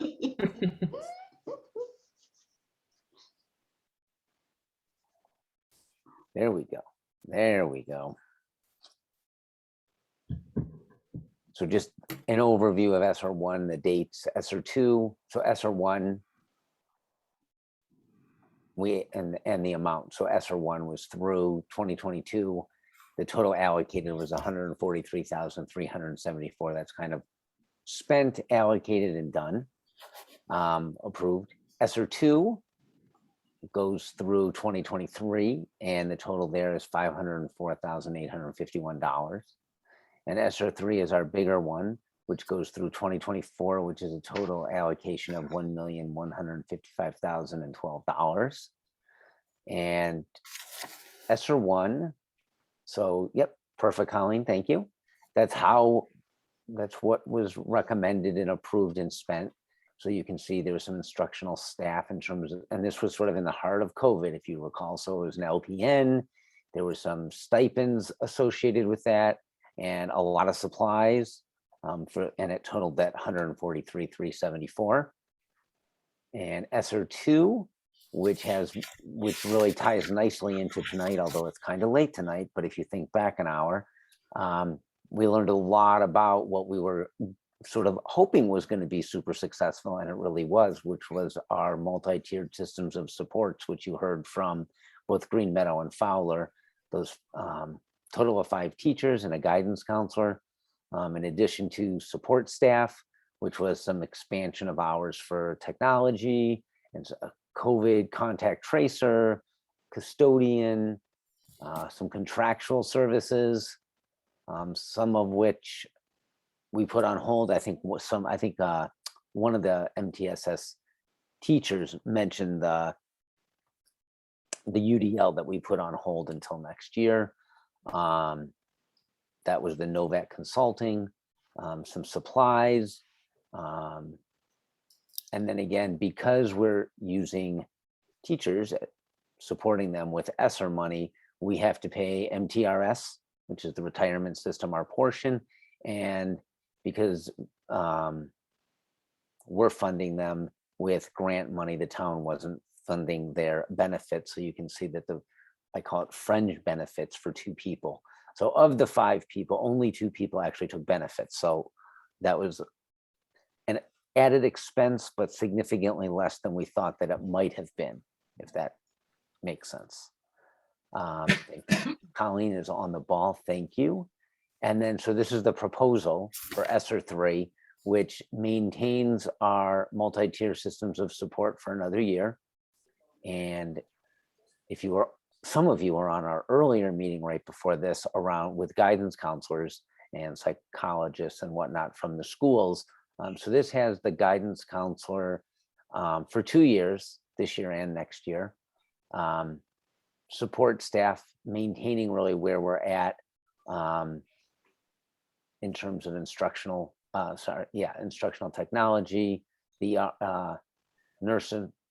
nurse and custodian, some additional stipends for summer work, significant number of staff to be able to continue that summer programming that we did last year, with 2 coordinators from each building to really organize that, hire that, maintain that. Contractual services has to do with professional development, some air quality for a couple of years, because we test the air quality several times each year in all 3 buildings.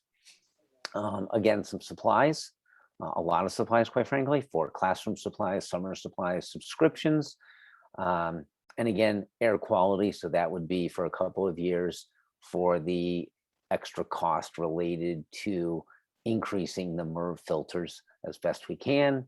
And again, the MTRS, the Mass Teacher Retirement System expense, it just is. And again, the fringe benefit package for a couple of people. So it kind of fits, although it's late in the evening, it does fit nicely after the MTSS presentation. And that's the bulk of the money is really about instructional staff and support staff.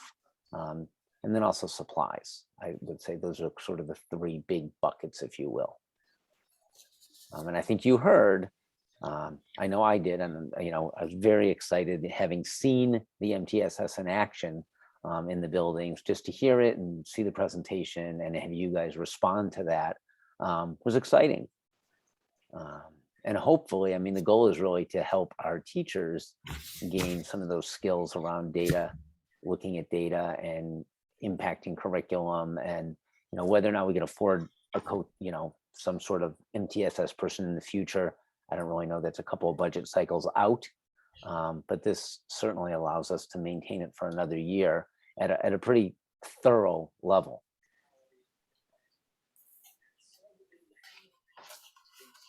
For the stipends part for the summer, is that all the summer works, like summer camps and summer school, or is some of that the professional development? No, that's what the first thing you described for the kids. Okay. Do people have questions? Mary? Oh, Mara. Okay. I just had a question about the MABE language. Just wondering what you're doing with them and what's the plan on letting us know what's going on? I will get back to you on MABE. We are using them. I don't have the specifics to that. Charles does, if you want to know right now, because he's laughing at me. Well, Charles wants to, Yeah, I mean, sure. it's late, so I don't know if it's a quick No, thing. no, I can tell you quickly. Can you hear me okay? Yes. I don't know if right. We're very, very fortunate. We contracted with MABE. It's the Bilingual Educators Association. We have worked with our Spanish immersion teachers and our EL teachers and our world language teachers at the high school. We have been meeting the first Monday of every month. We've been taking a look at the strengths and in areas of concern with our Spanish immersion. We've talked quite a bit about how we continue some of the very successful Spanish immersion work beyond the actual 5th grade, when we have the class where we do more of 6th, 7th, and 8th grade, and then in the high school. And we're also working on the initiative that we've been very successful with called the Seal of Biliteracy. It's a very, very exciting time, and we have about 9 or 10 teachers involved in it. And we will receive from MABE at the end of our thing some recommendations for the future. So it's been. When will we be getting that? Well, in next month. Okay. But it's been a very exciting project. Great. I'll look forward to hearing that. Oh, thank you. Along with that one, what did we actually pay Novak for things, or was that put on hold because of the UDL stuff? A little bit of both. We did pay them a small amount because they participated in opening day professional development for the entire staff. And then we put the bulk of the professional development on hold this year. Okay. Mary? Yeah. So Brian, when you talk about the 2 years, for the 2 years of subscriptions, 2 years of equality, you're talking about fiscal 23 and fiscal 24? Is that what worse? Because we've got the money through 24, 23. right? So when you say 2 years, that's what some of it's it's like a 2-year subscription. So For this year and next year. for 2023 fiscal year, the one that we're going into, not the one that we're currently, okay. And then 2024 fiscal year, right? Yes. Okay, just wanted to make sure. And the other question that I've gotten, it relates to Lauren and Meg. Is this written in stone? One thing that they said, Nope. which was wonderful, was that you've been really responsive as far as things that come up in that. From the conversation presentation, it really seems as though the middle school could really use an extra person, or a person split between Green Meadow and the middle school. You know, they've got 5 grades versus the 4 at Green Meadow. And there are definitely things that they couldn't do. So I'm just wondering if maybe that could be taken a look at again to see if maybe some of this money could be spent for that. It's not set in stone. I mean, it's amendable. Yeah, I mean, I'm just saying, just to keep that conversation going, because it really did seem as though they could do, you know, they were being split in so many directions. And my gosh, I mean, all of them have done a phenomenal job, but just something to think about. We can certainly think about it. So the challenge is, it isn't just the salary. It's the salary, the retirement, and the benefits. So we're probably talking roughly $100,000 out of some bucket here. Right. If you want to. So and I'm not saying no, it's not set in stone, but that's sort of if you look at it, because you can see this, well, you have it in front of you. So Yeah. you can see it would really significantly limit, say, if it came out of supplies. because they can't really come out of support staff because that's just other people. Right. Um, Custodian, for instance, for 2 years. Do we really need that position? You know, it's just to think about, that's all. Yep, you we know, can so, yeah. I can certainly think about it. We can go back and revisit it for sure. Okay. All right, I appreciate that. Absolutely. And I can talk with Mike and actually Meg and Lauren as well to see what do they really need. I mean, is it a full-time? Is it a half-time? Right. Just to flesh that out a little. So I will Perfect. revisit that with them. That would be fantastic. Thank you.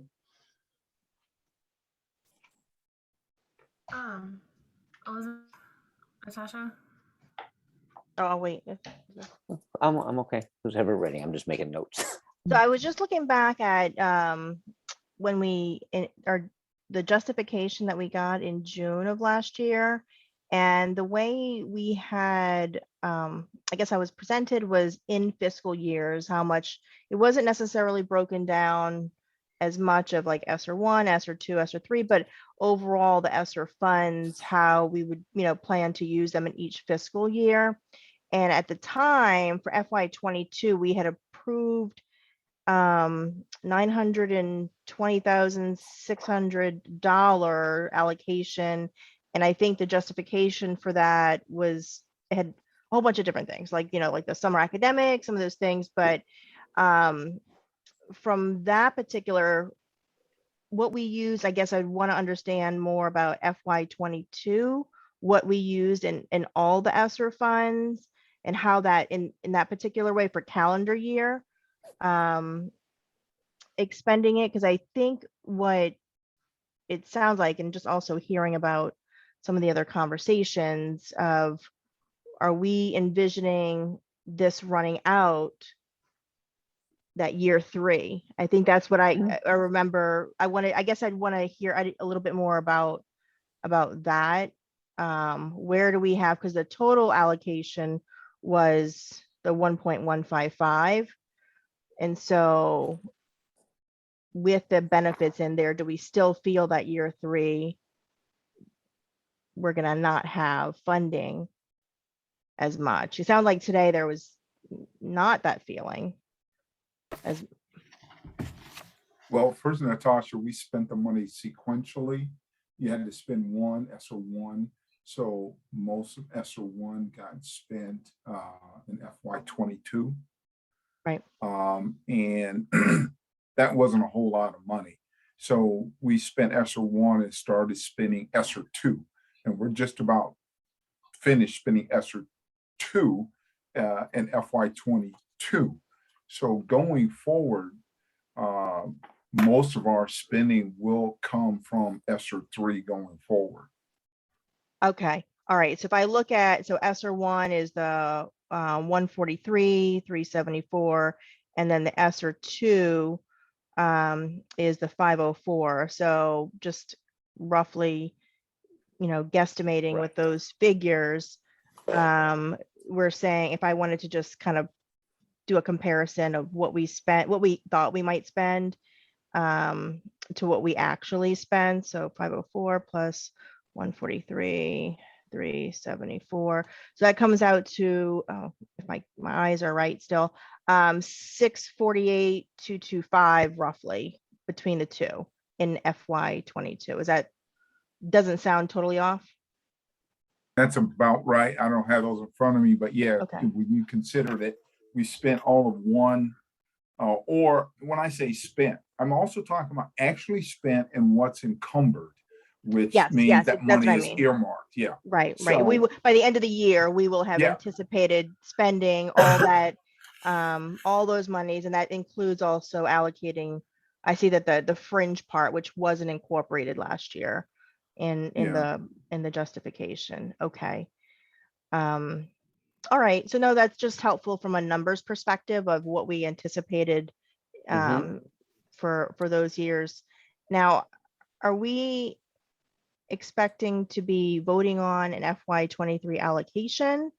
I didn't see that number that way, but I know last year we voted on an allocation for ESSER funds based on the justification. And I know it's federal funding, and there's like we don't really do a great job of accepting there's that step. And I think that was trying to meet that last year. That we had to give some approval. Right, so I would think you could vote on, not tonight per se, but at the next meeting on the charts for ESSER 2 and ESSER 3 that describe where the money's going. Because this matches up with the grant. So for FY23 though, hello. I You don't guys know. got bigger. Somebody got, okay, somebody fell off. So for we're not doing it as FY23 then, like last year we did FY22, we were approving this amount. So I'm just trying to follow, are we following that? We're not following that same methodology and approving FY. You're asking for the approval of all of it. Well, that's because you don't know how fast or slow you're going to go through it. And if you give us approval to use, in this case, ESSER 3 in the buckets that Brian put up, then, you know, we have the flexibility to, if we have to buy more or whatever, or hire more people, and let's say for argument's sake, it spins faster, we don't have to come back to you, or if it lasts longer or whatever, as long as we stick to what you approve in terms of buckets. Well, if you were to hire more people, that really wouldn't be sticking with these buckets, right? And you'd come back to us for that, right? Yes, we would. Right now, Okay. we have people in them, but if we wanted to add more people than what is in there, yeah, we'd have to allocate or change buckets around. And I think that was part of the justification, exactly the same thing, right? It was just, you know, the staff and what the anticipated use for it would be. And this is the first kind of view of what we anticipate for next year. Right. And again, I just want these, oh, sorry, go ahead. no, I was just going to say, these are living documents. To your point, we might have told you a year ago, we thought we were going to spend this amount of money on whatever.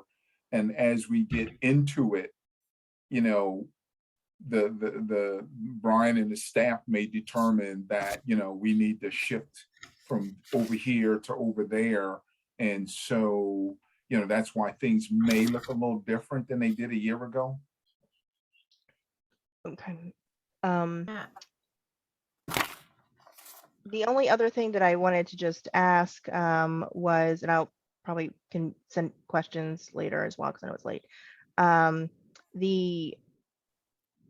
I see the yoga in here as well. Are you anticipating? I know that On 2? Yes, Not on for three. 2. So that's going to be basically for finish out for this year, just following what Wayne was saying, that we would, it's That's all all- encumbered for right, this that's year. done. So really it's just the ESSER 3 for next going forward is what we're Correct. talking about. You Only are ESSER correct. 3. Okay. All right. No, thank you. I'm a little slow by this time. No, that's So okay. all right. I also would like to echo just some of the conversation earlier, what Mary was saying about as we think about budgets,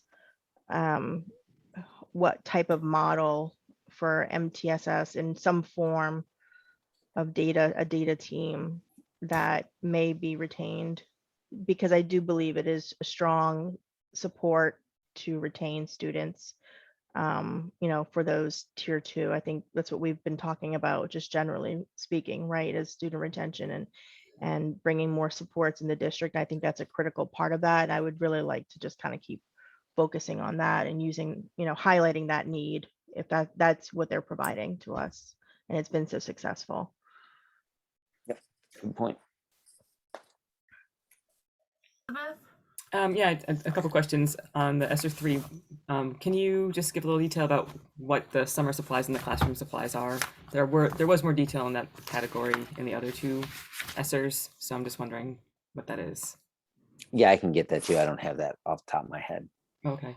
And then also I remember us talking about, I hope I remember correctly, that we were going to maybe collect data and consider whether we wanted to put some funds, either ESSER or I think it was ESSER, towards potentially having another social worker in the building. And then I think that may have dropped off the radar when Jen left. Is that something is that still something that's happening? No. I mean, I know there's been lots of conversations about a social worker, whether it was through the town or through the schools. Yeah, about that, yeah. I remember that the town conversation came out of the one about maybe having one in the schools. So I was just wondering if we were still thinking about the school one. It'd be nice. I think it's an expense that we can't afford right now. Okay. Can we, I know when Jen presented it last year, she said there was a need for that the school social workers were providing wraparound services and support to families that was taking them away from the services that they needed to do with kids in school. But then when we had to cut things to cover the benefits, that was one of the things that was taken off. And Jen had said, basically, we'd use this year to collect data to see how much of a need there really is at this point. I didn't know if that's something that the adjustment counselors and the social workers at school could collect in order for us to, even if we can't afford it, but to have data to go to the town with. Like I know we've talked about that a little bit. Yeah, I can certainly talk to them. Okay. Mhm. Appreciate that. Okay, Okay, that's it. take over, Elizabeth. You have one? Okay. My questions are, in the last year's proposal for ESSER 2 covered some funds towards the literacy pilot. And I know there's plans for a math pilot this year. Where's that money coming from? Because I don't think I've seen that anywhere.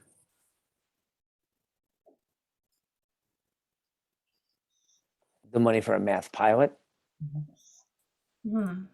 that'll come out of the Green Meadow budget, the operating budget. Okay. Okay. Is that just Green Meadow or Fowler too? I will check with Mike. Rob's mentioned it specifically. I have to check with Mike. Okay. And then at some point, can we get more information basically on the contractual services blocks and the supplies blocks? And like what's considered an air quality on both? And I mean, I know Elizabeth asked about the classroom supplies and summer supplies, and then just like how much money would be going in Novak Consulting and how much for professional development? Yep. And then when would you need a vote on this? Like, do you need to vote the next meeting to be able to start these, like to authorize the spending for the summer? Yep. Okay. That would be appropriate. Okay. And then, if you're going to look into other things too, like increased support at Fowler, could you also think about, the training and responsive classroom or trauma training for all the staff? I know we're probably asking for more than we can afford, Yeah, but that would be my plug. And then my last comment is, I get why there's a need for them to sort of be living documents and for things to move around, but I think we sort of have faced the consequences in town from not having been aware of the change last year between what was the school committee approved and then when yoga was added, and the school committee wasn't aware of that. And so I think without limiting your flexibility and ability to move with what's needed, I think if we can be updated as changes are made, that can help the town think that things are more upfront. I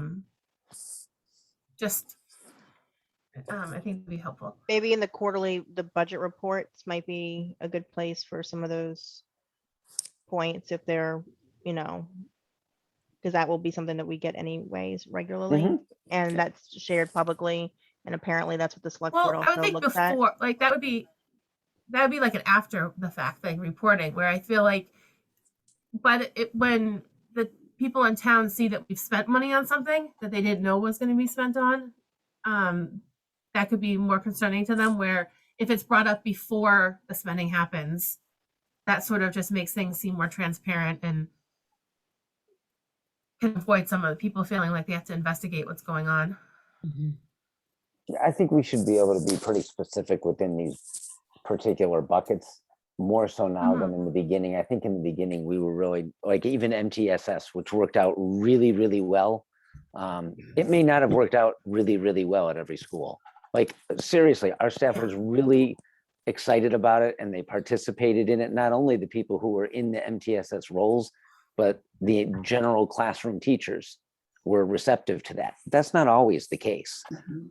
So I think there was significantly more unknown a year ago, and most of it, quite frankly, worked out really, really well.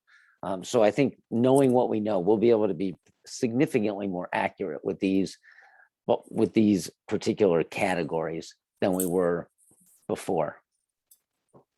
Can I ask a question, a follow-up question, especially Sure. since Charles is here? The MABE, that's not in the ESSER 3 plan for consulting. Are we not anticipating having them further assist in going forward, or do we feel like that's a finished after this year that they're just wondering how we continue those supports, or do we have a different path? Sure, I can answer that if you want. Yes, please. Definitely. No, we're going to keep our relationship with them. But that would the amount of funds that we would need would be not that expensive. They can be covered under our normal operating budget. Got This it. year, Okay. this year we went kind of we did a formal, almost like a formal course.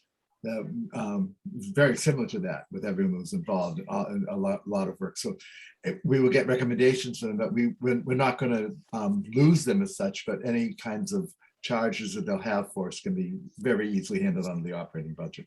Did they do like an evaluation of our program? I know they did that before. Right. Yeah, right. They're more or less doing some suggestions as we're trying to work on really much the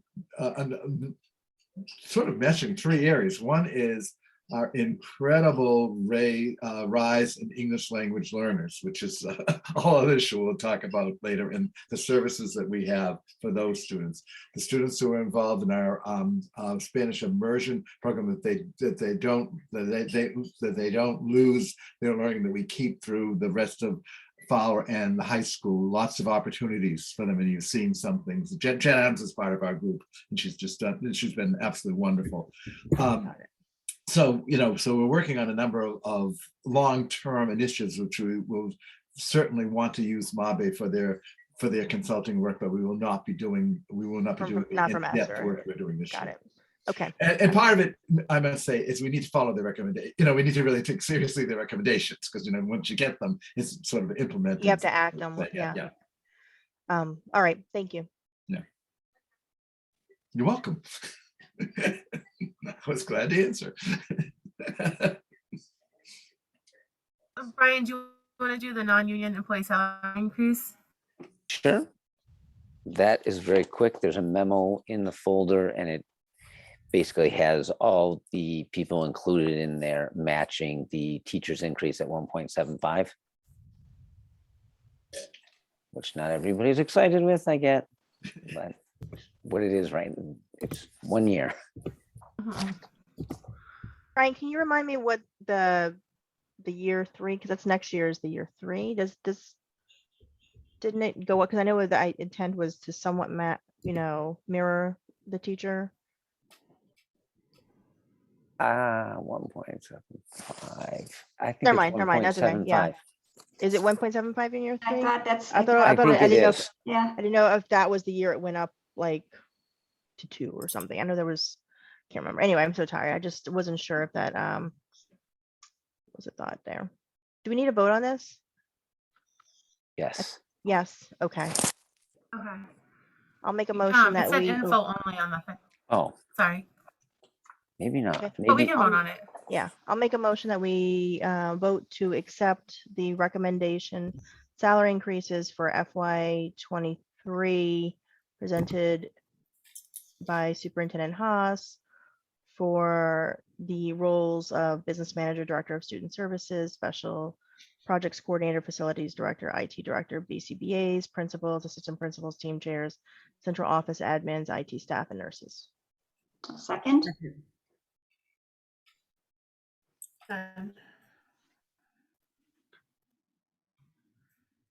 Okay, sorry. Okay, yeah. Sorry, discussion. My only discussion thing would be, is this, I believe you said at one point, this was discussed with people a while ago, and this is what the expectation was. So people might not be happy with it, but it's not a surprise. Is that the case? Correct. Okay. Yeah, I think I remember Um, last year we had talked when these came up that we said it was one of the things that they would be similarly aligned as much as possible to what the teachers were receiving. And I think that's what last year's similarly were. It's the only reason why I remember asking Okay. about it. Roll call vote, Mauro, Yes. Mary, Yes. Natasha, Yes. Elizabeth, Yes.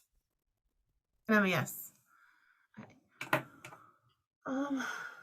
Okay, we did the cost centers. For chair's report, I can save everything for the next meeting, except I'll forget to say this next time. I went and saw the Fowler play, and it was really, really awesome. I was so impressed by how much they put together in 2 months of several afternoons of practice. I don't know how the staff managed to wrangle that many kids to do that many different things in such a put together way. The future meeting format. Can everybody just like sort of quickly say what your thoughts are moving forward? Right now, we have the option of remote, hybrid, or in person. Starting in the summer, the options could be just in person or hybrid, or the option to be remote could be continued as well. And Colleen put information in the folder about that. Like Mara, what's your thoughts? Sorry. Oh, sorry. No, go ahead. What were you gonna say? Okay. Go ahead, Natasha. No, I was going to say that for starting at the remote option, when I would like to see us expand. I know we took a very conservative approach because of Zoom bombings when we public comments. I think that risk has lessened since initially. So I would like to see us amend our format of any, if we, in any capacity when we do remote, in allowing hand raising for people to, I think that will lessen some of the contention where people can't feel their comments they want to share with what they have. And so I would want to see if that would be something we could entertain.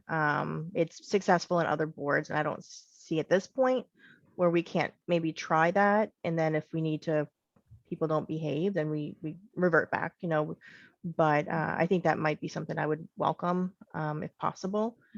The hybrid, I think, I listened to the select board meeting the other night. I was joined in.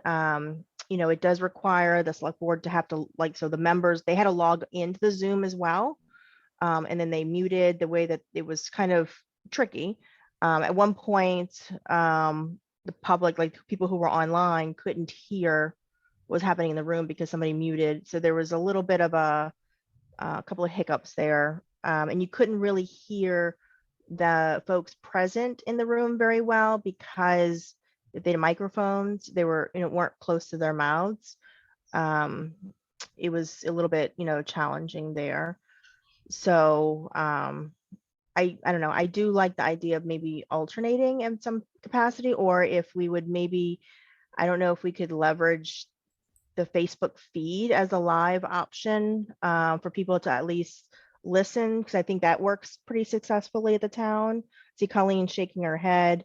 So we do have the option, we just never tested it. So we Yeah. can test it and see what happens.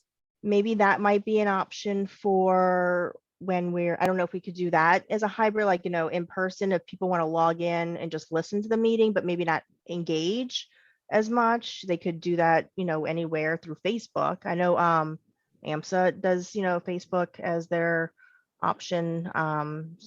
So I don't know, just a couple of thoughts there. I'm not, I think there's a benefit to remote for our staff. Look at right now, we don't really go this late normally, but I can't imagine being in person to even 10 all nights and having the whole staff, all the admin. I don't think we get a lot of I would like to believe that people would want to be there. I think it's unreasonable to think the whole admin staff will be able to participate until 10 o'clock every school committee meeting. So I think we should expect to lose staff participation, which, would bum me out a little bit. Tomorrow? I would really like to go in person. I think that the interactions between board members and the public, I think, is important. And you definitely don't have that same interactions when you're on a screen. So, I understand some of the drawbacks, but I think, with anything, I mean, even when we first started doing these meetings remote, we had technical issues. So I think that, using the select board as kind of the guinea pigs, where they're still trying to figure some stuff out, I think that, being able to possibly do that, where people who want to be in person can come, and then having that other option of people that want the hybrid. But I also do definitely agree with Natasha about, that we need to possibly open up, the hand raising, and maybe even, actually having people speak their public comments instead of us reading them off. I think that will make that will help at least the public feel like they're more involved in our meetings. And I do want to, point out some of the issues that Colleen has brought up about, not if we did it at town hall, some of the issues that she would have, and any other, even Brian, not having the full, a full office option of, if you needed to make a copy, we're stuck, that kind of stuff. So I would really like, not for us to make a decision tonight, but I definitely feel like, at least over the next couple meetings that, maybe we put this on the agenda again so that we can revisit and discuss more. So, thanks. Mary? I'm not in favor of going to the town hall. I think there's so many stipulations. So if we're gonna do in person, I say we invest in the school Zoom for $6,000 a year plus or 6,000 plus the 1,800 a year. And I'm thinking that maybe that could be used by Fowler at different times too. I don't know, even town meeting or that kind of thing. So if we're gonna do it, let's get back to what we were doing before, which is at the Fowler Library. I'm the same way. I mean, we've had such a more robust number of people that have been coming to our meetings because it's easy, that maybe we do the every other, and maybe we do things like when we have our budget discussion, that's what we do on Zoom, because I mean, even though we didn't really get a big turnout, but the more important ones to do those remote, and then but have people be able to come, but then also be able to have people that can Zoom in some form. So that's where I would like us to go. Elizabeth? Yeah, just a quick question for people who've been on the board for a while. Natasha, you said that you wouldn't expect staff to be here very late, and there's a lot of staff interaction available to us in this format. Is that a decrease that you've seen? How did you handle that before? So we have increased now. You mean like, people who are able to log in from their home, like pretty much like all the leadership team from all the principals. We've never had that ability, or, I mean, people leave and they go home and tend to family. So, they're not all close to where they live. And so, and staff. Did they come present and then just leave often? Is that what happened? Yeah, sometimes, Okay. yeah, exactly. So, so people, their homes are all in different places, so you have to factor that in. If a meeting's ended at 10 o'clock and then they, need to go home, another 40 minutes to drive or whatever, I think that's just something. And I just will say, just the select board meeting, there was very low in-person attendance at their meeting recently. Their audience was Kate Hogan and Jamie and a couple of other, maybe 2 or 3 people, but everyone else was pretty much remote besides the select board. Mhm.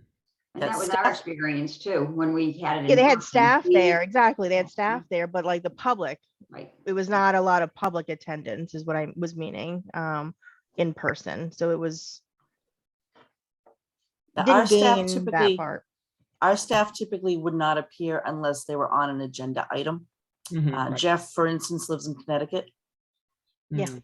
so he won't be here unless he's absolutely necessary. Got it. Okay. Okay. I Yeah. see. what you're And saying. I just think, I know like in in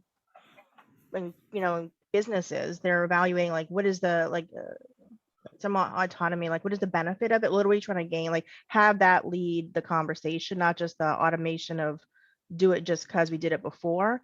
Yeah. Like what is the gain, net gain that we hope to achieve by in person, and does that outweigh what we've achieved now? And I would hope that we would take that approach. Yeah, I think that that's what we're trying to do here, right? That's why I asked about how Yeah. it used to be. Yeah, maybe it is something as simple as letting people speak instead of the written comments. That might even, Like start with that. right, that might help some people. Yeah. So I think right. I want it all, like everybody else says. We all want everybody to be here all the time, and and also to have a more open meeting where we can have human interaction. So I guess as close as we can get to that as possible, whatever that looks like, where we can, meet in person. Either that's together, like you said, Hillary, in the past. I think that was your idea originally, or if there's some way that we can be in person and then people can interact with us somehow through Zoom. I don't know if I love the idea of being on Zoom and talking to you at the same time. I don't know how that would work.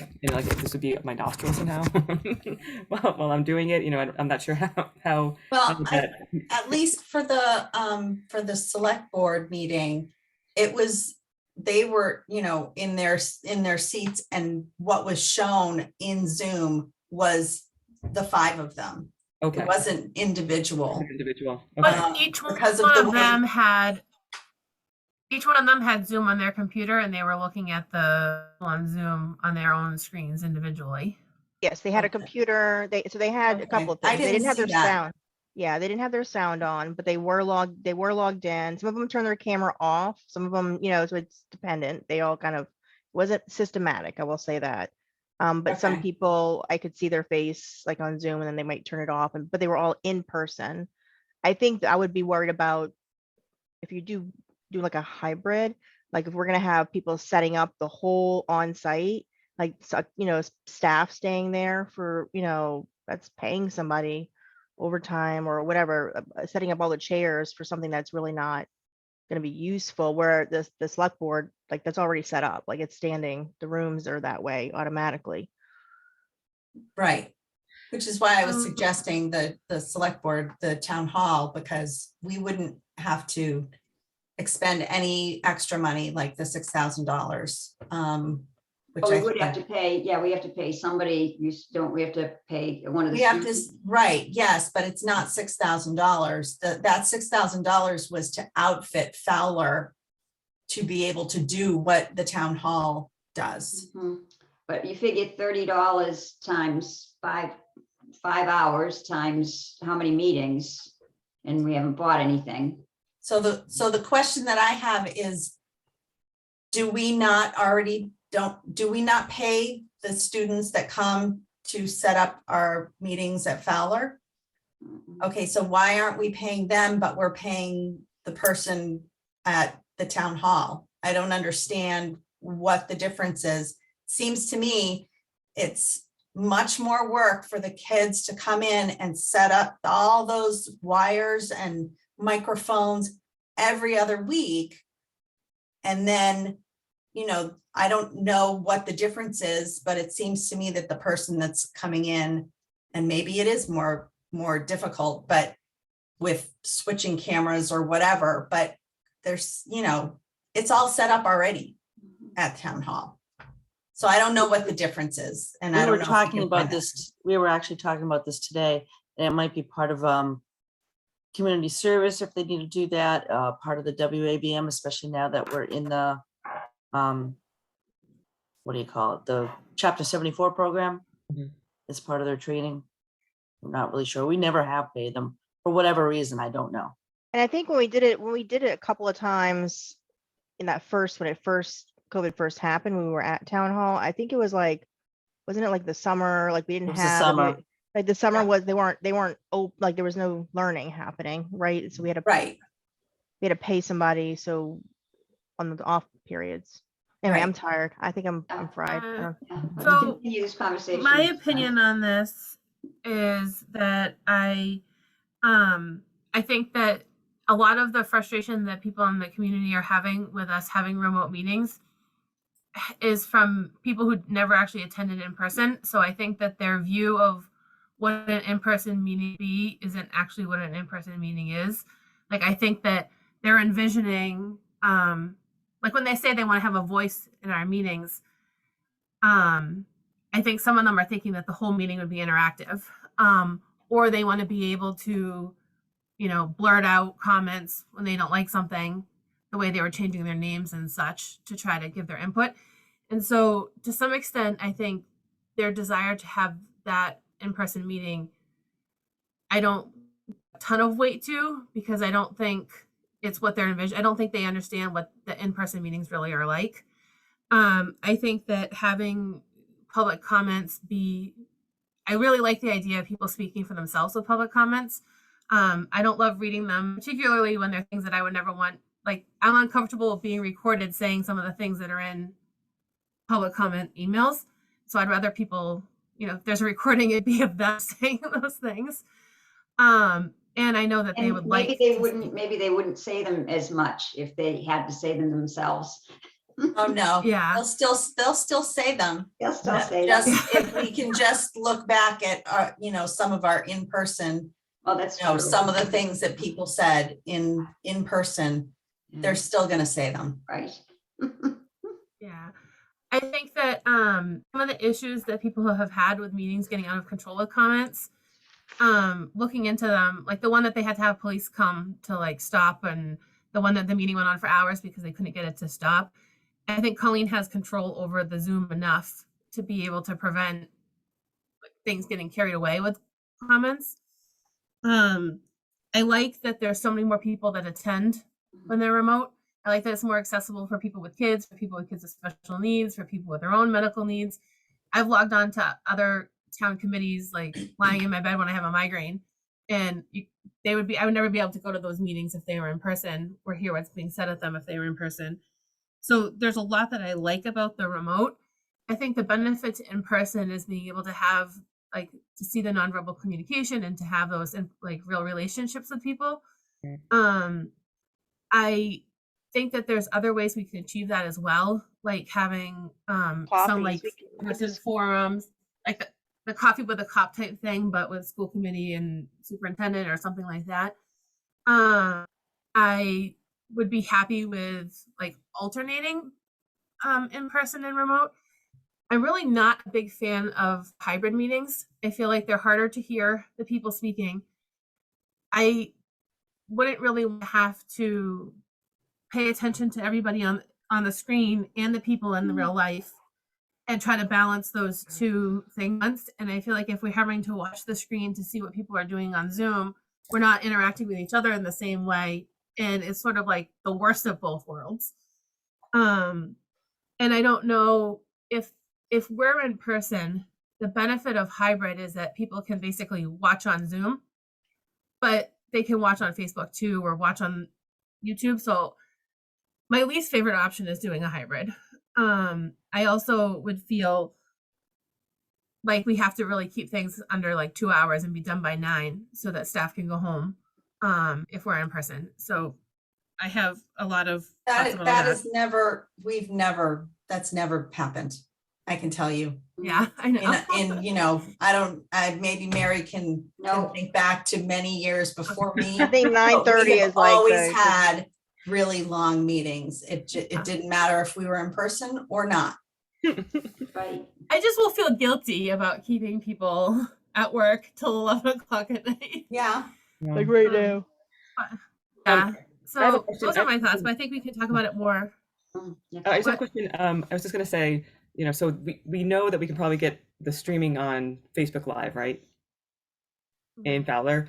And then I was thinking about, remember the one of the fields meeting I watched, someone brought a big TV and they got, I forgot her name just now, I'm sorry, from the Boys and Girls Club, and she was participating that way. Yeah. Could people ask their questions through that mode in some way? And so we can have recording and then you can ask a question through the big TV if you wanted to, and otherwise you're just watching? That might be challenging. I mean, it's the same as Zoom, really. Mm-hmm. But if it's like you have submitted ahead of time that you wanted to ask a question, and then you call into the basically the queue of people who are going to ask or who are going to make their public comments. That's a hybrid meeting. That would be a hybrid meeting. Just for that part of the meeting, like in the Yeah, beginning. anyone who participates remotely, it's considered a hybrid meeting. Yeah. Okay, so we can't just have. But I like what you're saying about having those folks on a TV screen as opposed to being on our laptop that we have to interact with. Because we used either Google Meet. We used either Google Meet or Zoom for that situation. Okay. I can't remember which. And I'm not saying that people would have to comment that way. They could also do it in person if they're in person, obviously. But if they couldn't make it and they wanted to comment that way, could it be just here's the whatever 10-minute window, 20-minute window where people can comment? You know what I mean? And so you can have you're number 3 on the queue. You just come for those 20 minutes, and then you can watch like everybody else.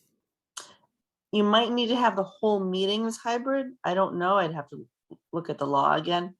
Yeah, you have to a hybrid meeting is a hybrid location. meeting.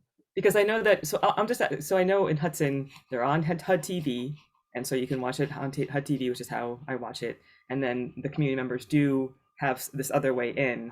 Maybe it is something like Zoom. So it's probably posted like that. And then that's it. Then they go, and it's always been like that. It's not because of the pandemic. It's always, I think, been like that. Coming in like that. So their select board probably voted in to allow remote meeting. Mm-hmm. Is that something that can be done now? Well, prior to COVID, where our select board hasn't done that. Can we explore, just for now, for the sake of time here, can we just explore looking at the public comment, amending that and Facebook? Because those might seem like the low hanging fruit. Yep. And then we can maybe think about next steps. Brian, do you have anything you want to add about your thoughts on this? Or since it's after 11? Yeah, I think you guys said everything, quite frankly. Bye, Charles. We lost Charles. Yeah. I mean, we get a greater attendance as remote. Like, thank you, Chuck, Denise and Carol. Right. I mean, the only person who Nico. might come to meetings would be Wayne. And he falls asleep too, I think, eventually. Right. So I think you guys have sort of summarized all the key points, and there's points on both sides. So, yeah. Can we can put it table on the agenda can we table the What? consent agenda till the next meeting? Well, don't we have to do the warrants? Acceptance of the warrants? We can do that to next meeting. I have to abstain from one. Do people want to do subcommittee reports? No. No. And those comments? Nothing that dramatic to say. Everybody's okay with no? Well, you table Mara, it. are you a no? Or Yeah, I'm a no. I'm all done. Okay. I'll send an email. Okay. Motion to adjourn. Oh wait, sure. Are we tabling? So we're tabling everything else. Okay. Just want to make sure that we're putting that on record for Colleen to put in the notes. Motion to adjourn. I'll second. Yes. Roll Yay. call. Natasha, Yes. Elizabeth, Yeah. Yes. Mary, Yes. Yes. Morrow. Okay, Yep. and I'm yes. All right. Thank you. Thank you. Thank Good night, you. Mary. You guys. Good night. Good night, Brian. Night.